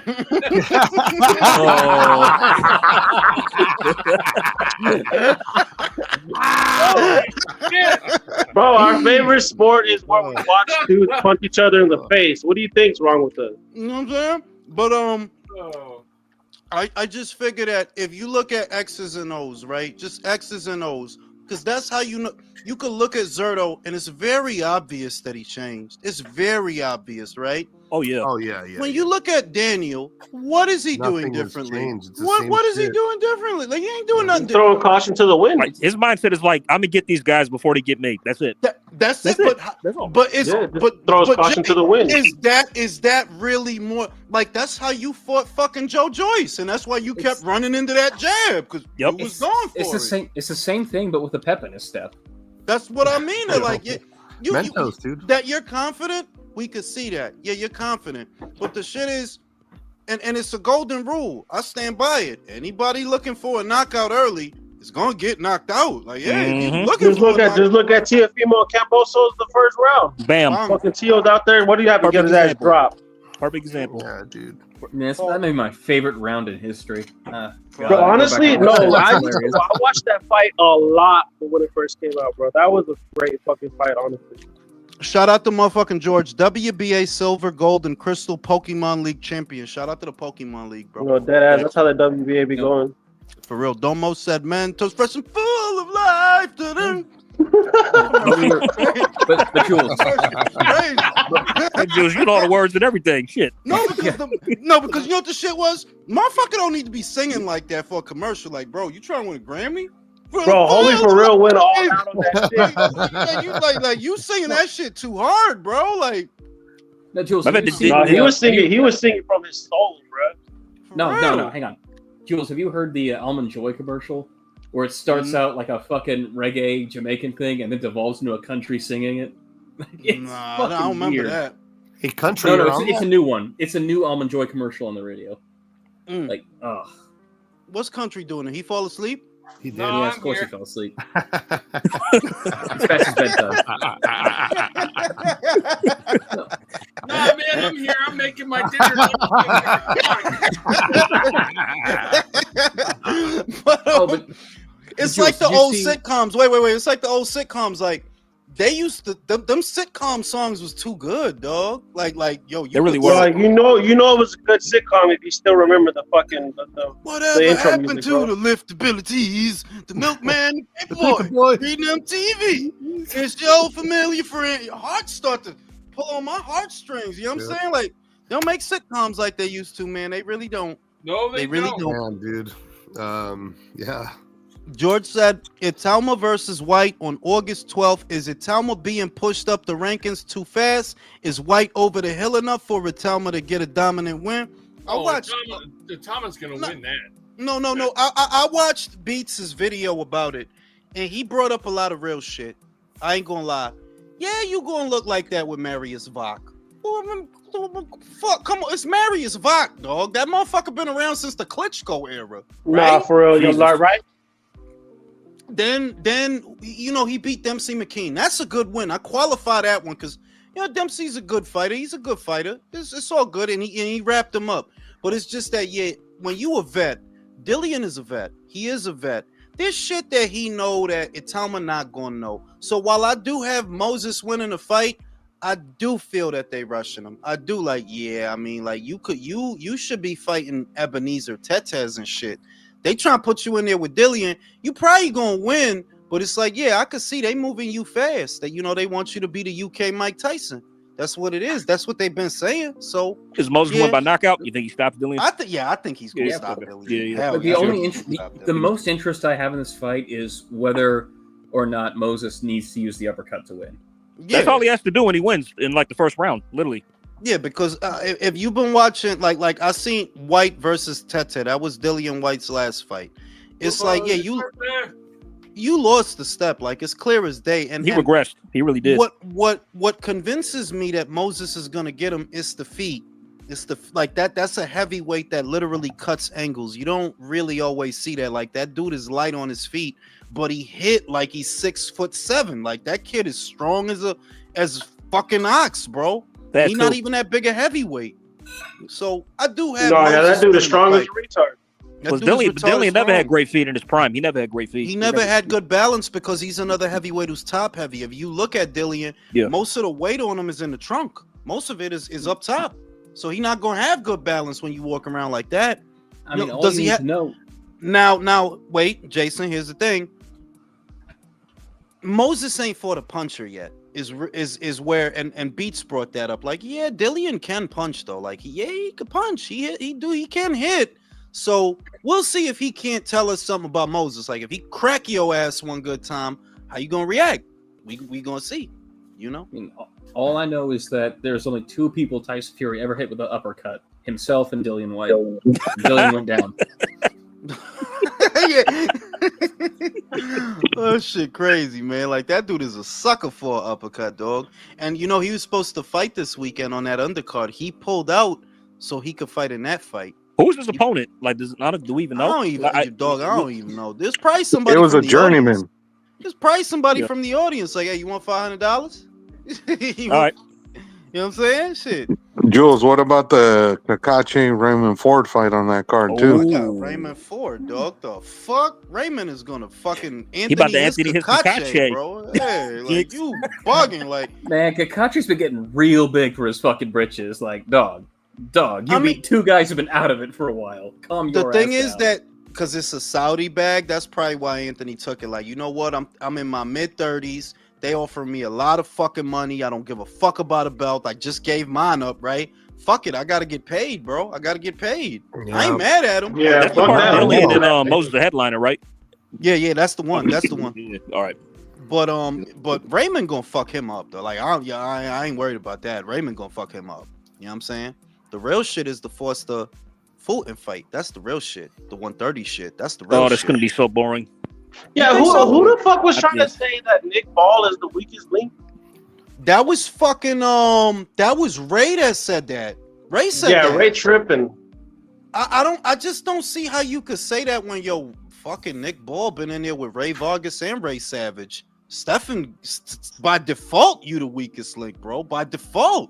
You only fought you're coming up and beating guys that you beaten from below. Like that by default, yeah, you're the weakest link, B. But we gonna see he about to go to 130. He hopscotching. You had 2 fights at 2-6. Now you want to go to 30. Okay. I got to get his ass tuned up at 130. Well, I got to shock you. I got to shock you. You know what I'm saying? I think we all got Foster, but here's the thing. If Fulton wins, which I don't think he will, but if he wins, we got to have some conversations because Fulton will be No. I said that. I said if Fulton wins, as strange as it sounds, you got to start talking about pound for pound. I put him at 10. Yeah. I put him at 10. Because he beat two champions at 2-2. Brandon Figueroa, Angelo Leo. He beat one at 2-6. Brandon Figueroa. If he beat Foster, yeah, that's legit, dog. Like, that's legit, bro. Foster. Yeah, Shaq, you better knock him out. You better knock him out on that card. Yeah, because it's a BBC show. And they will rob his ass. They ain't worried about it. They will rob his ass. They don't even try to hide it nowadays, which is more blatant with it. Y'all see that Stanionis about to have a fight in Lithuania? About to have a comeback fight? Guess who? Word? Who fucking who gives a shit is the bigger answer. Like, bigger question. You know what I'm saying? I'm just wondering who gonna be on the undercard. His neighbors? His mother? Mother gonna be on the undercard? Shut the fuck up. Because who the fuck gonna be on the undercard in Lithuania? Like, who is on his dog? Is his dog on the undercard? So, like, has the PBC washed their hands of him now? I guess. I mean, what you think? He's in Lithuania.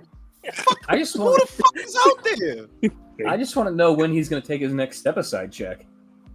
I'm saying, like, he about to fight out there. He about to fight. I don't know who he gonna fight, but fuck around, that's a retirement fight. Fuck around, like, bro, what you fighting? If you on the cool, I wouldn't be surprised though. Because it's like it's fucked up for the guys like him that they from a country that they don't really got a following like that. You always gonna be in that who needs you club, bro. You always gonna be in that. Yeah, like it's not his fault. His country sounds like a battery. Yeah, like that shit sound. You know what I'm saying? That sound like some shit you put in your car. Like, do you have the Lithuania? Let me get the Lithuania. Nah, your Lithuanian running low, bro. You gotta have to re-up on. Yeah, you gotta change that shit, bro. You know what I'm saying? But yeah, like he about to have a fight. Got Bam versus Kafu coming up, but I think the whole fucking panel has Bam winning. I don't know nobody that has Kafu winning that fight. I do. You got stop it. Shut the fuck up. Get the fuck out of here. Stop it, dog. Yeah, AJ, you Well, know fuck you that are. Shit. You're fired, Yeah, bro. I'm bullshitting. Fucking Barrios and Pacquiao, right? We got that bullshit. Don't even talk about that shit, bro. I'm ashamed to look like that, man. I'm so ashamed of myself, and I'm looking forward to that. I got respect for Pacquiao, but I can't watch that shit, man. You want my honest opinion, Jay? I think that shit gonna be lit. You think so? Ain't nothing better than two whack motherfuckers fighting. Don't you understand that shit? That they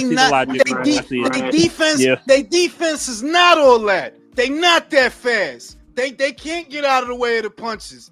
That's when the shit be lit. That's true. Zapata, bro, Zapata, Barenchik, bro. Zapata, Barenchik. Oh my Them god. motherfuckers didn't know what defense was. Like, yo, you gonna throw a punch? Right here. Right here, throw that shit. You know what I'm saying? Fuck that. Hit me right here, bro. Come on. That nigga said right here. Come on, son. That's and I'm like, Barrios don't know what's slipping the fucking punches. And Manny, even though he know what it is, his ass is old. You Honestly, I'm putting money on a Pacquiao decision, bro. I'm putting money on Pacquiao by way of knockout. This has to be the first time that a guy got elected into the Hall of Fame and is going to have a title fight the next month. Don't you see how the standards is getting lower and lower?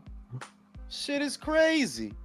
That's how I know Wilder gonna get in. I used to think he wouldn't, but now I'm like, nah, they'll get him in on some whole shit. They'll get him in. Motherfucking George said Russian mother and Nigerian father. Italma on raw. Yeah, forget it, bro. Forget it. Oh, like everyone else then. He eating jollof rice and borscht, bro. That motherfucker's lit, bro. What's going on with jollof rice? I seen him. I heard he want to go back to the Olympics. I heard that. Again? I don't blame you. You know why I don't blame him? There's no audience for no fucking Uzbek fighter with one eyebrow. Nobody. Whoa. There ain't one, dog. Like that motherfucker. Hey, yo, you violated the fuck out of that. He do though. Like he tall as shit with one eyebrow. They gonna think he's one of the X-Men. Funny, yo. Especially one that shakes his head like he's a character from Punch Out. You know, every time he's about to throw a punch. And the shit is that is he a good fighter? Yeah, like he's a good fighter. But the real shit is if you jollof, yo, them Brits not gonna fight you. Not just cause they are not. Like, nah, they not. They got each other. If you think of I'm Fabio Wardley. The fuck I look like fighting Unibrow. I could fight fucking Chisora. I could fight Dillian White. I got wild motherfuckers over here to fight. Yo, real shit. That's the same problem Benavidez is gonna run into. Yes. So when he said, at first I was irritated, like, look at this dumb motherfucker. He gonna go back to the. But then it's like, who is gonna watch this guy? Not the Americans. They don't watch They don't like foreign motherfuckers. What, the Brits gonna watch him? Not really. Not unless he's like Usyk and is whooping everyone's ass. Yeah, but a part of what sells Usyk ain't just the ass whooping, it's that he wild kooky with his shit. You know what I mean? Like, he got personality. That helps. Yeah, like, that motherfucker's goofy and funny, bro. Like, he's a zany like, whereas, like, Jolov, he looked like his brother's his mother. Like, yo, why he look like that? Yeah, no, like, you gotta go back and look at stuff. You're fucking wild, bro. You ain't shit. He type of cat, you walk in the room, you gotta pull Ignacio to side. Like, what the fuck wrong with that dude? Who is that? Yeah, tell that dude, like, yo, get that. Nah, like, if you go back and watch the build up to Usyk and Bellew, bro, that shit was funny, bro. You know what I'm saying? And it's like that for all them Uzbek guys. You remember that about 4 years ago, there was a push of Uzbek fighters, Yelusinov, Madrimov, Bakadir Jalalov, MJ. It was a whole thing of amateur standouts that did well in the Olympics, and they got in the pros. Not a single one of them motherfuckers went on to do nothing. Nothing. Mm-hmm. That's true. None. Because ain't nobody gonna watch them dudes, bro. Ain't nobody gonna put. Well, I'm not gonna say ain't nobody gonna watch them. You know, we gonna watch them because we some degenerates. But they never gonna get to a point where they sell nothing. So if you a guy like him, you better off being a professional amateur because at least you know they will sponsor you and pay for all your shit. And all you got to do is win a gold medal. You know, that's all you got to do is medal. It don't even got to be gold. So yeah, I get it. Bro, You know. I did not see this until just now from the chat. Donaire is apparently fighting this week for an interim title. Yeah, in the WBA eliminator. No, that. it's for an interim. It's for an actual interim belt against Andres Campos. I did not know that. At what weight is it? 118? 118. Oh. He trying to get he trying to catch one of them dudes on a humble. One of them dudes that got like 3 fights. What of them dudes? he try to get there. I ain't mad at it, but like, yeah, I know what you're doing. I know what you're doing, though, Nito. I ain't mad at it though. But yo, why is one of them a champion in recess, Jason? I think they got hurt in their last fight or something. Yeah, because it's a Spanish dude. It's a Spanish dude with the WBA. Antonio Vargas is holding that belt. Wait, Donier's getting a fucking interim title shot? Yeah. Didn't he lose what his last the fight? fuck for? He didn't because it's the WBA. So, but Jules, did you see that? Did you see what Takei and Say are doing? Yes, they fighting each other. They fight. Yo, they do it. You know why they doing that? You know why? Yeah, because I told you they were gonna do that. I was like, oh no, let's fight each other. They must have listened to you. Sorry, Junto. I mean, I'd rather that you whoop my ass than Junto. Didn't Donito's wife used to like? Oh yeah, because Junto's gonna send you to the fucking hospital. Yeah. She sometimes comes on here. She do. Yeah. I ain't mad at that though. Like no, get your money. But the shit is, if you go for the WBA now, you got to fight the Spanish dude. That's the Spanish dude has the WBA title now, not the Japanese dude that only got like 5 fights. He don't have it. It's a Spanish dude got it now. So the Puerto Rican dude Vargas has the full title. Yep. Okay. And the other dude has been labeled a champion in recess, except he not in recess because he trying to fight the WBO champ now. What the fuck? I think it's What? gonna be some stupid shit where it's like This shit is making my head hurt. He has to fight. This is the Puerto Rican dude. Alberto Machado situation all over again. What it is that look, that dude ain't dumb. That Spanish dude was gonna fucking whoop his ass. He know that shit. It's like, yo, for fighting him, we could fight. You know what I mean? We could fight for your belt. No, hell yeah. I mean, not for nothing. He's the only one of the 3 guys at bantamweight who fought Higa and didn't win. He got a draw with him. Yeah, he ain't stupid. He ain't fucking dumb. Fuck, I look like letting Junto put me in the hospital. I don't make that kind of money. Being there for 3 months. Fuck that shit. We gonna fight. And fuck, I look like. Gonna fuck me up and give me all these medical bills. Suck my dick, Junto.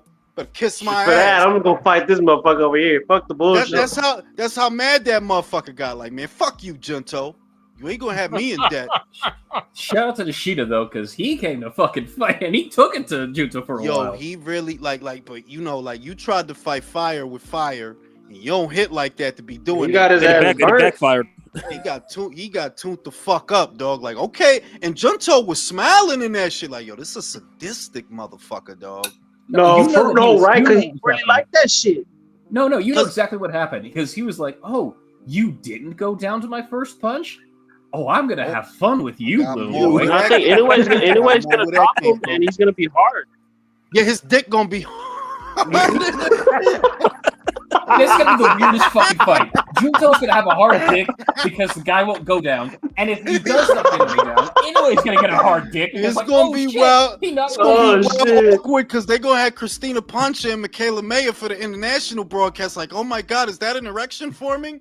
You know what I'm saying? They pull it out, Those sword- two are gonna have a fucking sword fight with their dick. Like, oh man. Junto's the type of dude that like he ever gets dropped to hurt in a fight. Like y'all remember how Rocket Raccoon in the first Guardians went, "Oh yeah." He's that guy. Bro. That guy, bro. That's just gonna devolve from a boxing match to a sword fight. For real, yeah, shit. Oh, yeah. The riddle of steel. You know what I'm saying? Ah, shit, yo. God, I'm coming all the time. It's the feeling. When I work out in the gym, it's the feeling of coming. I'm coming all the time. It's great. It is the greatest. I come all the time. I'm coming right now. I need to work on. Jules, what is that accent? I am Austrian or Jamaican? Like I am coming right now. You know what I'm saying? Fucking Arnold, man. Probably watch that shit when I get off pumping iron because he kept fucking Not with a Lucha. tumor. It's not a tumor. I missed the It's not a tumor. It's not a tumor. There is no bathroom. How the fuck did that What man are you become a movie doing? star? You're not gonna do it that way. What the fuck are you doing? What the fuck are you doing, Harry? I didn't talk about it. I didn't say anything. What's wrong with you? What the fuck did I do wrong? Tell me. You used to be someone like contrast. What the fuck did I do wrong? Tell Well, y'all me. niggas retarded for real, bro. Come on, kill me, Y'all niggas retarded. Come on, kill me. What's wrong with you? Come on, do it now. How that man became a movie star?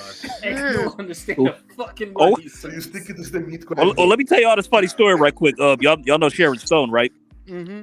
She gave an interview at the Cannes Film Festival like '92, where like Steven Seagal was trying to hover up to Arnold Schwarzenegger, and a friend of his called it was a stuntman friend of his.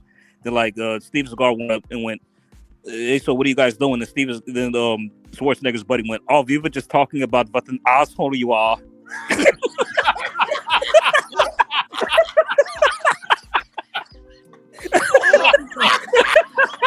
That's great. Yo, that nigga's a fucking comedian, bro. I know. But that's how them dudes from over there is, B. Like, you ever talk like Serbians and Russians and shit? That's how they are, dog. Like, They don't give a fuck. what a big asshole you are. You ain't their friend. No, they're so unapologetically honest that it's funny. You know, fucking Steven probably started doing a fucking kata. You try to grab him by the thumb. He doesn't do katas, Jules. He does wazas because that's different somehow. You got to admire his versatility though, because he's played a Mexican, a Russian, a guy from the South. To this day, I don't know what the fuck that guy is, dog. Like, to this day, I don't know where the fuck is he from, dog. I have no idea. But I will say this though: those Under Siege movies were lit. So no, they were good. They were no. Let's be real. Mark for Death, Above the Law, hard to Alpha Justice. Alpha Justice was good. Kelly LeBrock, right? Like you know, he has some shits. He has some shits. I love the fucking theme song from fucking Mark for Death so much. I fucking downloaded it the other day. Right? Jamaican shit. You That's know, funny. your time has come. You want to go to cut to like, ooh, this is some shit. You know what I'm saying? So he had some shits, man. But this dude really moved to Russia and became a Russian citizen. Yeah. That is how I know something is fucking wrong. Like, what's wrong with you, dog? You can't just live in a like. You really gonna go to Russia? No, he's in Dubai. I heard all that story of Steven Seagal was doing a movie with Michael J. White, and like everybody on the crew wanted to like everybody wanted Michael J. White to actually fuck him up. And you could he said that Michael J. White could he was looking at Steven Seagal and he could tell like how scared he was, and he's like, man, I'm not gonna fucking bully this guy. No. That Michael said that Steven is an asshole because when they would do the fight scenes, he would really hit guys. He would injure the stuntman. He really would. Yeah, he would injure the stuntman. And Michael said he knew don't do that shit to me, and kept Steven in his fucking place. Like, listen, motherfucker, motherfucker will really kick your ass out here. Michael, he wasn't the one to play with. That's what I'm saying. Like you doing all that bullshit. Like Michael will twist your shit up. Like he for real with his shit. Like, you know what I'm saying? That Aikido Rip your shit. fucking heart out your ass. Like I heard that Aikido shit is all bullshit. Like, bro, that shit. Oh is yeah, no, that's straight bullshit. Have y'all I ever seen heard one of that his shit is just a- demonstrations? No. Here's exactly what's Bro. wrong with the Aikido shit. Yeah, no. Here's exactly what's wrong. Dude, with the all Aikido guys, shit. all he's doing is Bro, like bro, guys bro, jumping You over. know, he give a motherfucker a thumbs up, and he's like 10 feet in. Like, get the fuck out of here. Get the fuck out. I mean, but at these demonstrations, all he's doing is like just throwing guys around, and people are jumping over, and it's like, bro, what the fuck? Like, what the hell? It's like an episode bro. of Power Rangers, bro. Here's what's wrong with the No, Aikido. dead ass. Like, it's based on the jujitsu shit that judo used to do, but then it was developed by this old man to make old man exercises, and everyone just went with it like, oh, this is no, assholes. It's just what old men do to keep in shape, like Tai Chi. Fuck off. Yeah, some old man shit like motherfucker move his hand slightly and the motherfucker flip 50 feet. Like, get the fuck out of here, dog. What are you, Goku? Fuck out of here, bro. No, the old dude who invented that style was Mori Yoshiba. Y'all's in the same class? Yeah.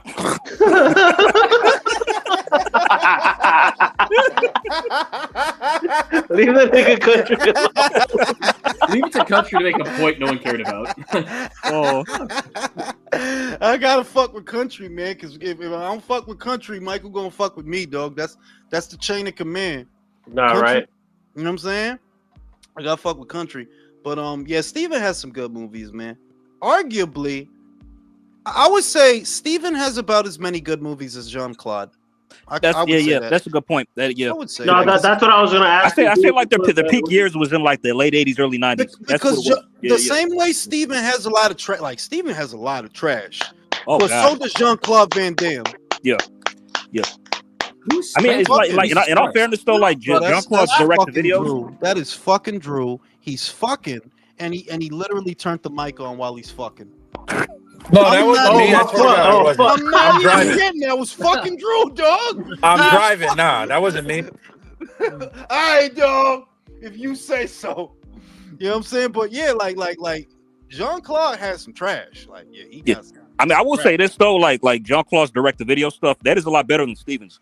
Like a lot of them. Like just yeah. Depends. Not perfect, but they're better than the Stevens. Oh my God. The Like- top 5 Jean-Claude Van Damme movies. I think we all know what the first 2 are. Bloodsport, Kickboxer. Boom. Then Hard Target was good. I love Death Hard Warrant. Target too. That was another good one. Death Warrant. There you go. Death Warrant. Death Hard Warrant. Target. Van Damme's hair was shit, bro. Come on. No. Hey. I'm not qualifying Hard Target until Double Team with Dennis Rodman. That was a good movie. That was a good movie, bro. Like, it was good. What about Double Impact? You bullshitting, bro. No. If we talking about the top 5 Van Damme movies, Death Warrant, no. I would put Cyborg in before. Double Impact got to be in there though too. If we talking top 5 now, top 5 Steven Seagal, top 5 Under Siege, Out for Justice, Hard to kill. Hard to Kill, Mark for Death, and Above the Law. Above the Law. Yeah. That's it. That's all. That's it. But we could say that Jean-Claude has comparatively more better ones, because What about Universal Soldier? Lionheart. Should I get a mention? What did y'all think about that's that? what I was gonna say, that he got Lionheart, he got Universal Soldier. Those were good ones too. I love He High has the Lionheart. Quest. Y'all remember the Quest? I remember the Quest. I do. Yeah, like he got a lot. Van Damme got some shits. No He got some retreat, no shit. surrender, man. What about Time Cop? What about Time Cop? Time Cop was good. Yeah, very good. Time Cop was good. Man, he has some shits. And I wish we would have got more of Van Damme as a bad guy, because remember when he was in Expendables 2? He was a really good bad guy, dog. Did you know it was his idea to have a fight scene with Sly at the end? Yo, I'm saying, like we used to seeing him as the fuck boy hero. He fucked the bitch, he fights the guy, it's all good in the hood. Oh no, but he was sadistic in that shit. He He showed range in that shit. Don't challenge me. I caught his heart. Y'all know he went method. He kept his distance from the cast and crew during filming. I heard that. I heard he sniffed a lot of coke, man. A lot of these guys. He did that during when his dance scene in Kickboxer, Jules. That was so disgusting, good. dude. That was Do you remember, disgusting. I guys, gotta do fast forward that. you remember how Jet Li was as a villain in Lethal Weapon 4? Like, Yep. a lot of these guys are really good villains, but they're just They not are. typecast as No, heroes. let me tell you something. Van Damme had the bitches so open when I was a kid. I bought a high-waisted pair of... Well, I was a kid. I wore a high-waisted pair of fucking Dockers, dog, because of that fucking scene with the bitches. Trying to get these bitches, man. With the suspenders? Yeah. Like he was... And the wife beater tucked in, Jules. He was the fucking... But y'all know he was the dude, bro. All the bitches was hot for Van Damme, bro. All the bitches. Like, you can get some bitches... You gotta get in your Van Damme time, bro. But like speaking of Jason's point about Lethal Weapon 4, it's like I still refuse to believe that those old two motherfuckers whooped his ass at the end. How was that possible? Yeah, but at the same time, Jet Li is the same size as motherfucking Bam Rodriguez, bro. Who the fuck Yo, this dude is 100. Yo, watch your fucking mouth. Fam, he's 110 pounds. Don't you bro. disrespect Jet like that, Don't man. you disrespect Jet Li like that, man. He whooped their asses, you know it. Hey, you mean he Watch your fucking mouth, B. I just rejoined and I hear that blasphemy. The realest shit was when Dolph Lundgren fought him in Expendables. Like, Oh yeah, that was funny. That was funny. Like, come on, you gonna have to kick this motherfucker 1,000 times before you leave. What are you, the room, size 3? Bring it, Happy Feet. You know Hey, so Bad country. So you mean he was representing the Lollipop Gang? He was that I'm little? saying, like, come, like, yo, you gotta be, yo, look. I ain't trying to hate on nobody, but you gotta have some weight on you to hit hard, dog. I'm just saying, like, you gotta have some weight on you, dog. Some weight somewhere, dog. Otherwise, you fight the girl. Basically. No, yeah, because you could have the perfect technique. If you don't got enough weight behind your punch, you're not gonna do as much damage. That's just physics, bro. You know what makes me laugh about this whole thing with Steven Seagal is when you watch Above the Law, there are parts of it that are semi like legit. Like they had a good cast, and it seemed like almost like a serious movie. Like it really came off serious for its time. Yeah, but you know what I'm saying? It's like it didn't have that hokey like get them and like beat the shit out of everybody and break everything. I'll tell you what it is. Had you know something. what it was? There was a drama element because Steven Seagal's movies, right? They was intended to be a bit grittier than the typical action stuff. You know, he's a fucking cop. He's got fucking slick back hair. He's wearing... The dude has no fucking shoulders, but he's wearing wife beaters for some reason. Like, whose fucking idea was this? This dude... This dude is built like... This dude is built like an ostrich, but they gonna put him in a wife beater. Like, And in every movie, his name was Nico, you know?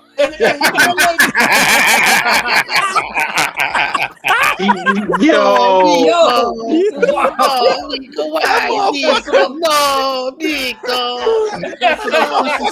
Motherfucker run like he on an elliptical. Like, yo, Yeah, I know about your record too, Scotty. That chop suey crap. Well, no. Liam with read the super chat. Liam with the perfect shout out. Shout out to motherfucking Liam Rockwell. Street Fighter was corny good. Yeah, that shit was. I love that movie. That was a terrible fucking movie, dog. Like that shit. Bro, he was the casting director on Drugs. The cast Van Damme is Guile. Like, the guy that got to play Bison was so good because like he was just doing it to make his grandkids happy. Bro, that's like getting Anthony fucking Hopkins. That's what I was gonna say. Literally. That's exactly what I was gonna say. Bro, right?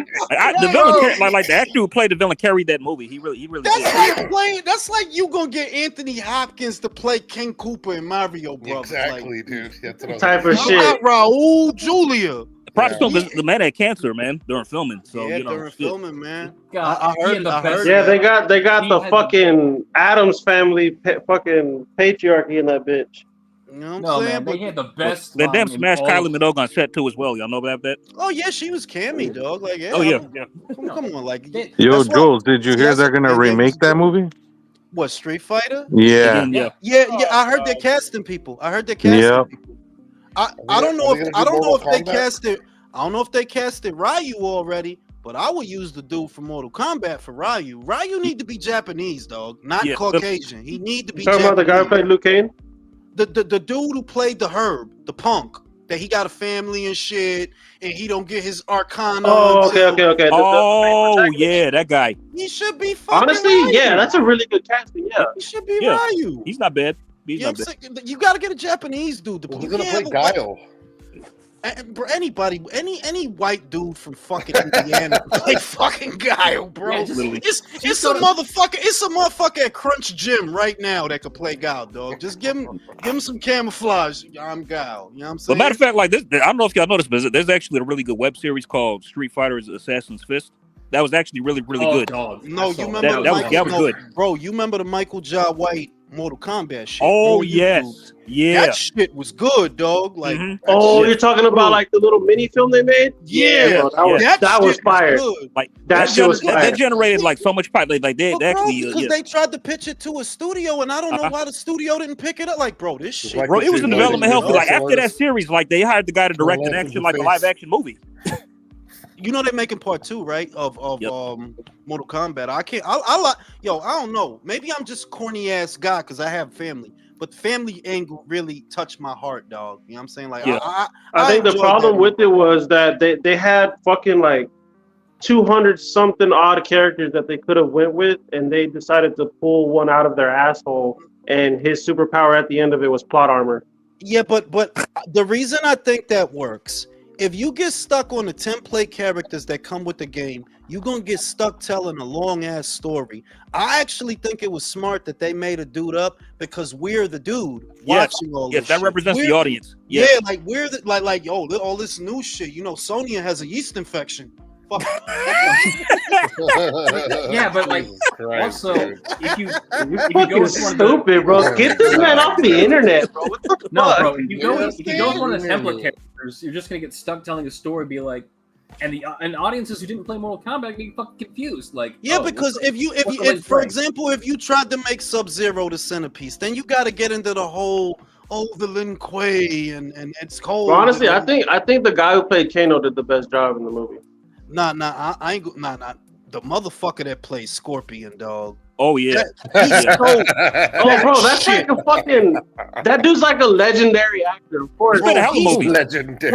when he was fucking talking Japanese, bro, it's like, yo, this is the meanest shit ever.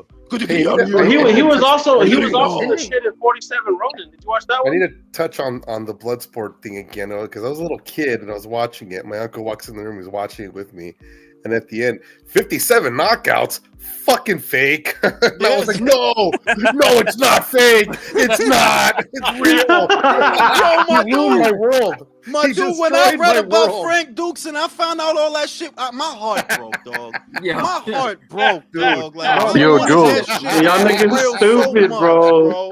Yo, Jules, I got a story about that shit about fucking Frank Dukes that I got told to years ago by a coworker of mine. He said he used to be a fucking tow truck driver in the early 90s in LA, and the company he was working for fucking gives him the bill of like the next person he's supposed to go repo their car. And I was like, okay, like, so who the fuck was it? He goes, I saw the name and I was like, Frank Dukes. He's like, what the fuck? He goes, the dude from the movie? And the guy's like, yeah. He goes, but not Van Damme. He goes, the real life fucking Frank Dukes. And he's like, oh shit. So he's like, all right, That's cool. fucking crazy, yo. So he fucking goes, he tells me he gets the tow truck fucking truck, and him and his partner take off to where Frank Dukes apparently is living at. Apparently he had made so much money off the fucking movie, he was living like in some really fucking swanky spot in Beverly Hills or some shit. And he says that him and his partner creep up to the spot where Frank Dukes lives at, and I guess they were supposed to repo a brand new like Ferrari and shit that he hadn't made like no payments on. So fucking his boy backs the truck up. He gets off. He's like telling the dude, all right, back the shit up. He's like, they put the fucking flatbed down. They hook the fucking Ferrari onto the flatbed. They start pulling it on. And then he says, right when they fucking put it on, Frank Dukes comes out the house.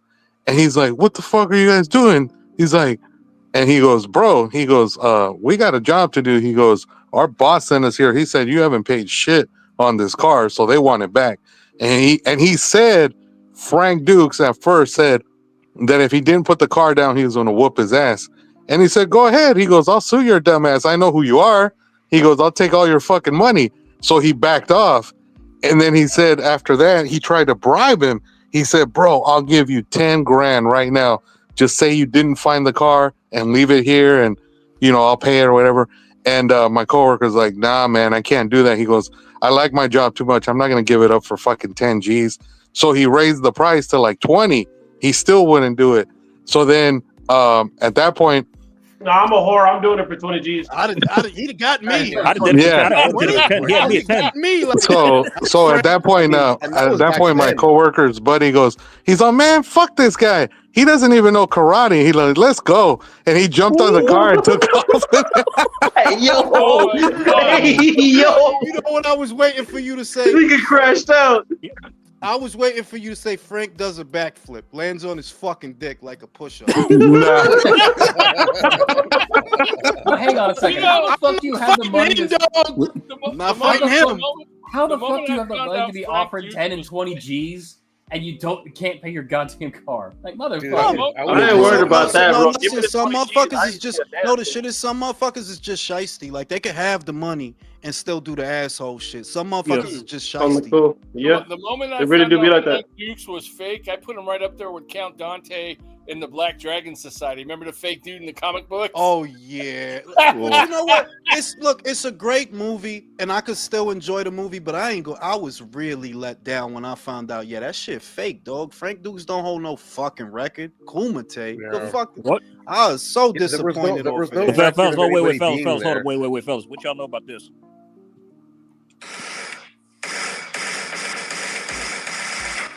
Yeah, the theme song. Put the song, yo. You hear me in trouble. Don't make me watch that shit, Jay, because I will. I have that shit on my Prime. Jules is just gonna put that shit on right now. Rewatch that shit, bro. That's my shit. I rewatched that shit 10 years ago. Yo, speaking of Prime, do you know that WB is gonna have the Superman movie available like 5 days before tickets go on sale? Because they know, dog. Like they know it's too much. It's gonna bomb. They that's what they planning for. Like did you see Green Lantern? The writing's on the wall. As soon as I saw Green Lantern, I was like, "Fuck this shit." I just what, bro? Look, I didn't even watch. I'll be honest. I didn't watch any of the trailers. None of that shit. I refuse. Just sucks. So what are you talking about? It's just. Look, you gotta understand. It's simple. Y'all had the perfect cast. Everything is perfect, and now you set it up to where you could go to a place with these characters nobody never been before, and you swap that out for this cartoon looking shit. Like the shit legit look like a TV show. This don't look like no movie. Oh yeah, the WC. It looks like Smallville. Yeah. The worst part. Look like a TV show. The worst part is that the Green Lantern they chose. Show. I like the TV show The Flash, the first 2 seasons more than the Flash movie. Yeah, but I never liked this Smallville. Like my daughter and my wife like that dumbass because it's small. They in a Smallville. Shut the fuck up. Shut your stupid ass up already. I didn't really like the small because it was small and they were in a ville and it was a tiny small place. He's always in a fucking cornfield. 90% of that show is in a fucking cornfield. He was in a cornfield. No, on the corn. Send me a piece of that corn. You know what I'm saying? But Jules, but like about the Bloodsport soundtrack, which song did you do? That one, or it hurts to find you fair? No. It's when the tournament first starts and they showing all the different fighters they got. Was that dude Mexican, bro? No, that shit was hot. No, Paco is Spanish. He was Mexican. Paco's from Spain, right? Yeah. He from because he looked Brazilian. Bro, he looked like I know who the Brazilian dude was. The Brazilian dude, listen, this is the wild shit. This the shit they do to us. The Brazilian motherfucker that Chang Lee broke his leg is Tong Po. Yes. What? Yes, that's the same guy. That's the same guy. That's Van Damme's homie. He played Tong Po. That's Van Damme's childhood friend. Remember when Chong Lee take the Brazilian and break his leg and the bone come out, right? Yeah. That's Tong Po from Kickboxer, but with hair. Oh, man. That's John Claw's childhood friend. Crazy. He grew up with that guy. Oh, I gotta watch it. Let me drop. That motherfucker that was like this, like. Yeah, that's Paco. He wasn't Mexican. Nah, he was from Spain. Jules, pay attention. Pay attention. But let me hit y'all with That nigga said He pay was. attention. Let me He drop was. something Like, else on look y'all. at Let me drop look at something else on the. y'all right quick. Let me drop something else. The main dude that Van Damme fought in Lionheart, that's the older brother of that dude of Tong Po. No, yeah, and the dude in Lionheart is the dude in Quest, the Mongolian with the yeah, man. Yeah, same dude. Yep, same one. Yeah, so they were just circle jerking these fucking actors. No, because they were all ass fucking each other on cocaine. Jesus. You know how fucking mad I would be? Think about it. You know how fucking mad I would be if I'm doing all these different movies. I keep seeing the same two motherfuckers, man. I'll be fucking furious. Y'all was doing that shit on purpose. Y'all friends. Like Quentin Tarantino used to do that shit, man. No, And man, Robert the old Rodriguez. 80s. Adam Sandler does that shit all the time. No, the old '80s kung fu movies, they just use the same actors over and over again because they sold. They just give them different haircuts. They just you know how many times y'all seen that bald Chinese motherfucker with long hair, bro? He was in every. No, bro, yeah. He got He the was in long every ass fucking thing. mustache. He was in every Don't let that motherfucker. You know who was infamous for recycling it when they were really cool Chinese kung fu movie was the Shaw Brothers, man. They put out a lot of the old. The Shaw Brothers was like the gold standard of Hong Kong movies back in the day. The Shaw Brothers, man. yeah. They used a lot of the same guys, like what you're talking about, man. They used the Five Venoms. Yeah. They was like the Warner Brothers of Hong Kong movies. The Shaw Brothers, yeah. They was. I love the Five Deadly Venoms. You know what I think they should make, bro? I think they should make like a really, really badass cinematic movie about Wukong. I think that'd be fucking awesome. Who's Wukong? We don't have Song Wukong, the Monkey King. The Monkey King. Is that the crunk shit, the ATL shit, where like you doing like this? This fucking dumbass nigga right here. Oh my god! No, is that the crunk shit? Like the journey to the west, motherfucker. You don't remember the crump shit that you crump? Goku's actually based on that character. They constantly make movies about Sun Wukong, but they're all a bunch of fucking CGI. Like, no, the one that I watched was really good. Was I think it was Immortal Demon Slayer. I think that one's on Amazon Prime. That one's really fucking good, but it's all in.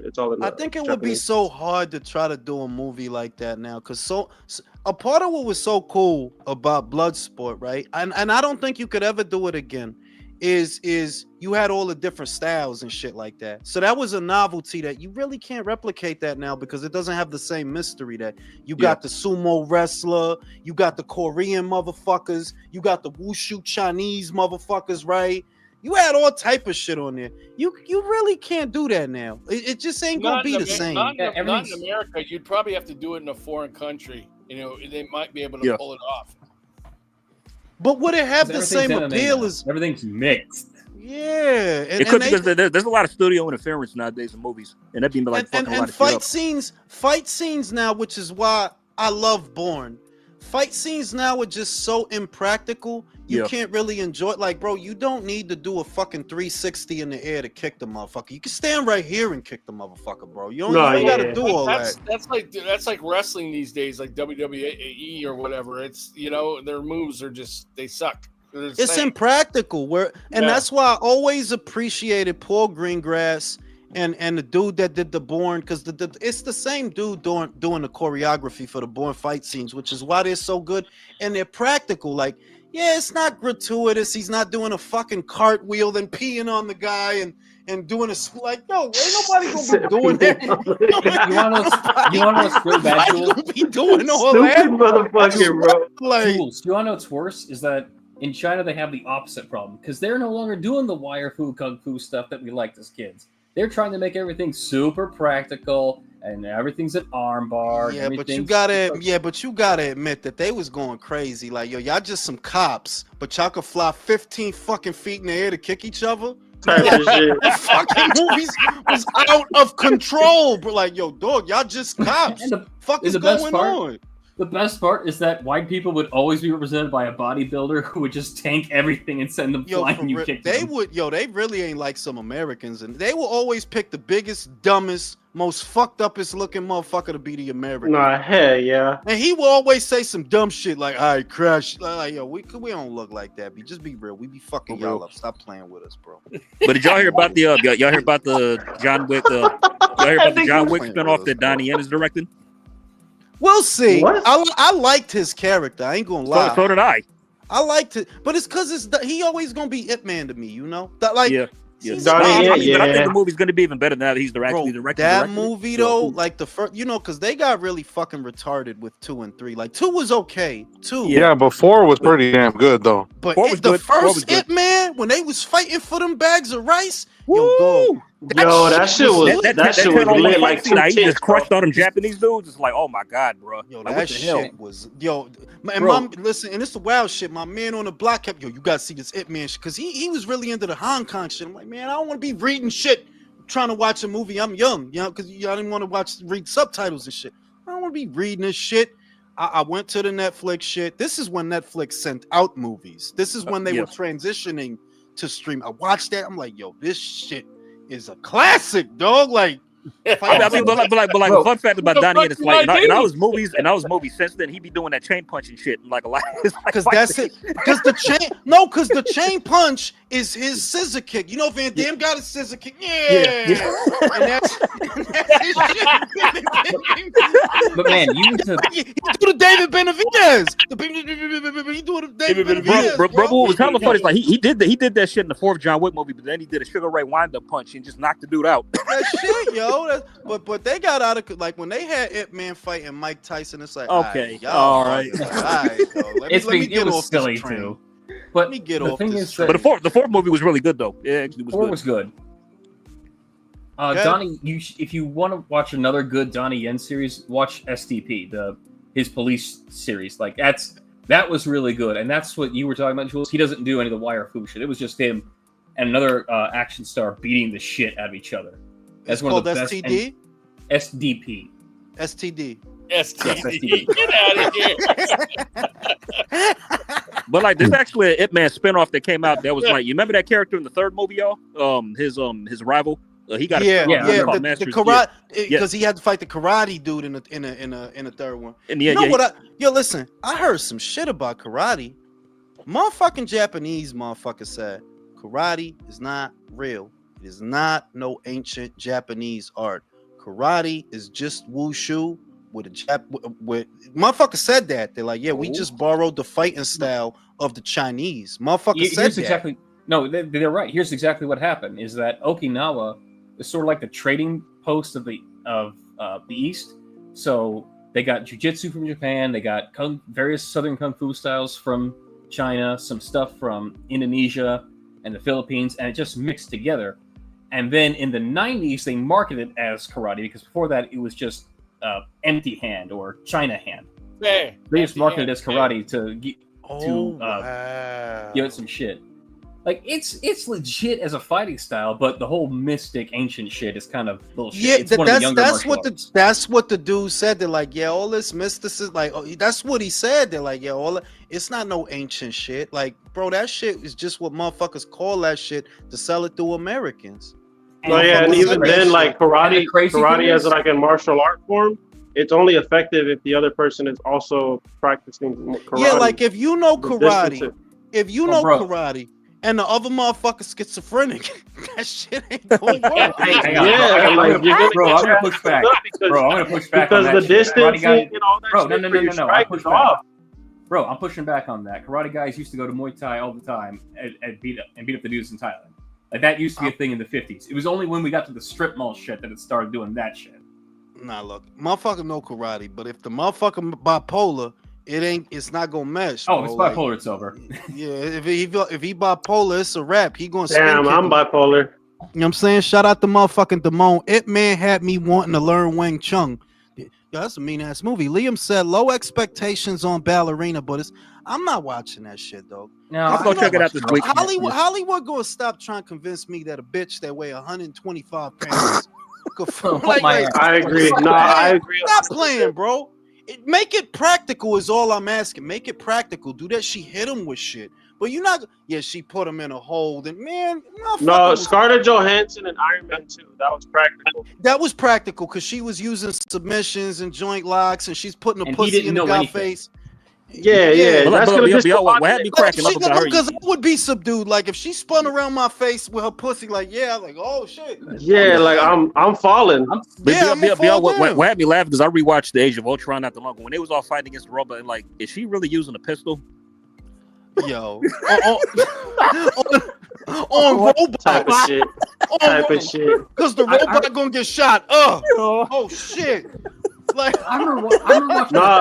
Who was it that voiced Ultron?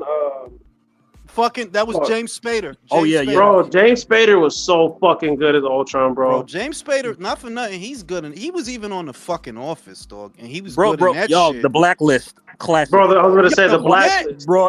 Great, bro. Classic show. No, because what was so badass about Spader at Ultron, bro, like you could just watch Ultron and you can tell that's him. He has all the fucking mannerisms, the way his jaw will flare out when he's annoyed. Nobody say shit like he say shit, dog. Like nobody say shit like he say shit. He say that shit like he a fucking a Reddit moderator and shit. Bro, the first you be for real life tearing niggas apart. No, the first 5 minutes of the first episode of Blacklist is some of the best TV ever. Because he just come in here like, here's my card, man. I just walks to the middle of the room, gets on his knees with Santa's head, like, oh shit. How did that show end? Blacklist. On a poor note, to be honest, I'm with you. It didn't end very good. I mean, didn't end good? No, I don't really like the ending. It could deserve so much better. Mm. Did you have you watched the show or no? Have you seen I've caught episodes, but I watch the same shit over and over. I'm that guy. So I'm like that uncle that you come over to visit, and I'm watching the same movie that I was watching 2 years ago. Like it's gonna be the same. No, bro, I'm the same way. I'm on my. Me too. I watch the same shit all the time. Blacklist. It was one of those shows where it's like it was too popular to end when it should have. Yeah. Shout out to motherfucking Joshua Kunju. MI8 on IMAX. Tom Cruise is a legend. Oh yeah, I gotta catch that. Oh, you know what? I literally just told myself I gotta rewatch to that fucking Mission Impossible series. Because the last one, those actually got better over time. Like as they Ghost Protocol. Bro, like starting with the fourth movie, every movie has been better than the last. Yeah, because the second one was ass. I could say out of the whole series, the second, this shit. Jules, with one exception, the second one, just what made it good for me was Sandy Newton. I already knew. Her, of course, but also the scene where dude recognized he killed, and he just went ah.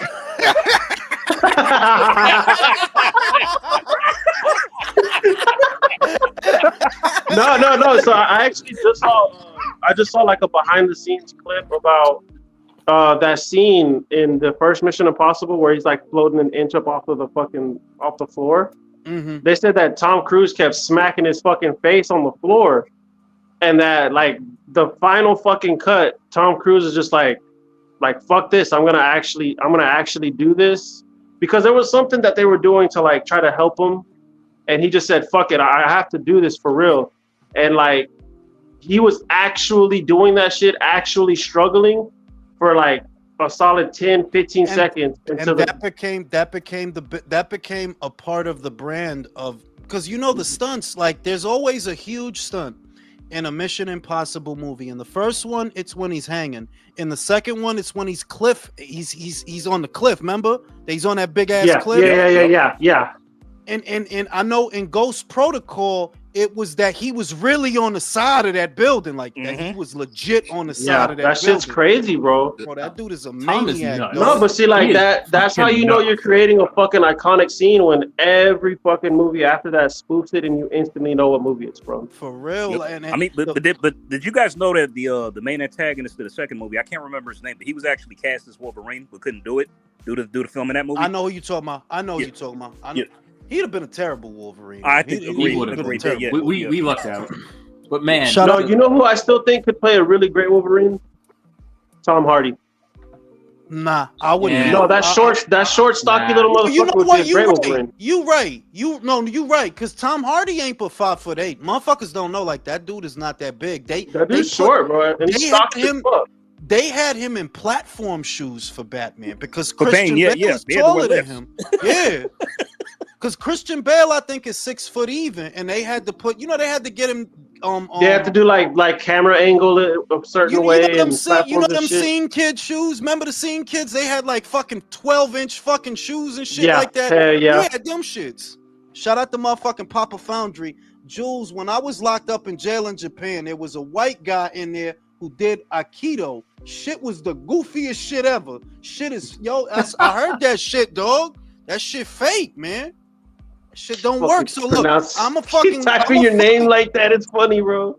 Because that's how you spell my name in Russian with 2 O's. I'm gonna go to fucking sleep, y'all. I'll see y'all on the next one. Happy New Year, fellas. I'm going Night, live. y'all. I'm probably gonna go live on Wednesday. I'm definitely going live on Friday and Saturday. See y'all on the next one. Happy Hanukkah, y'all. Happy New Year. All right, fellas.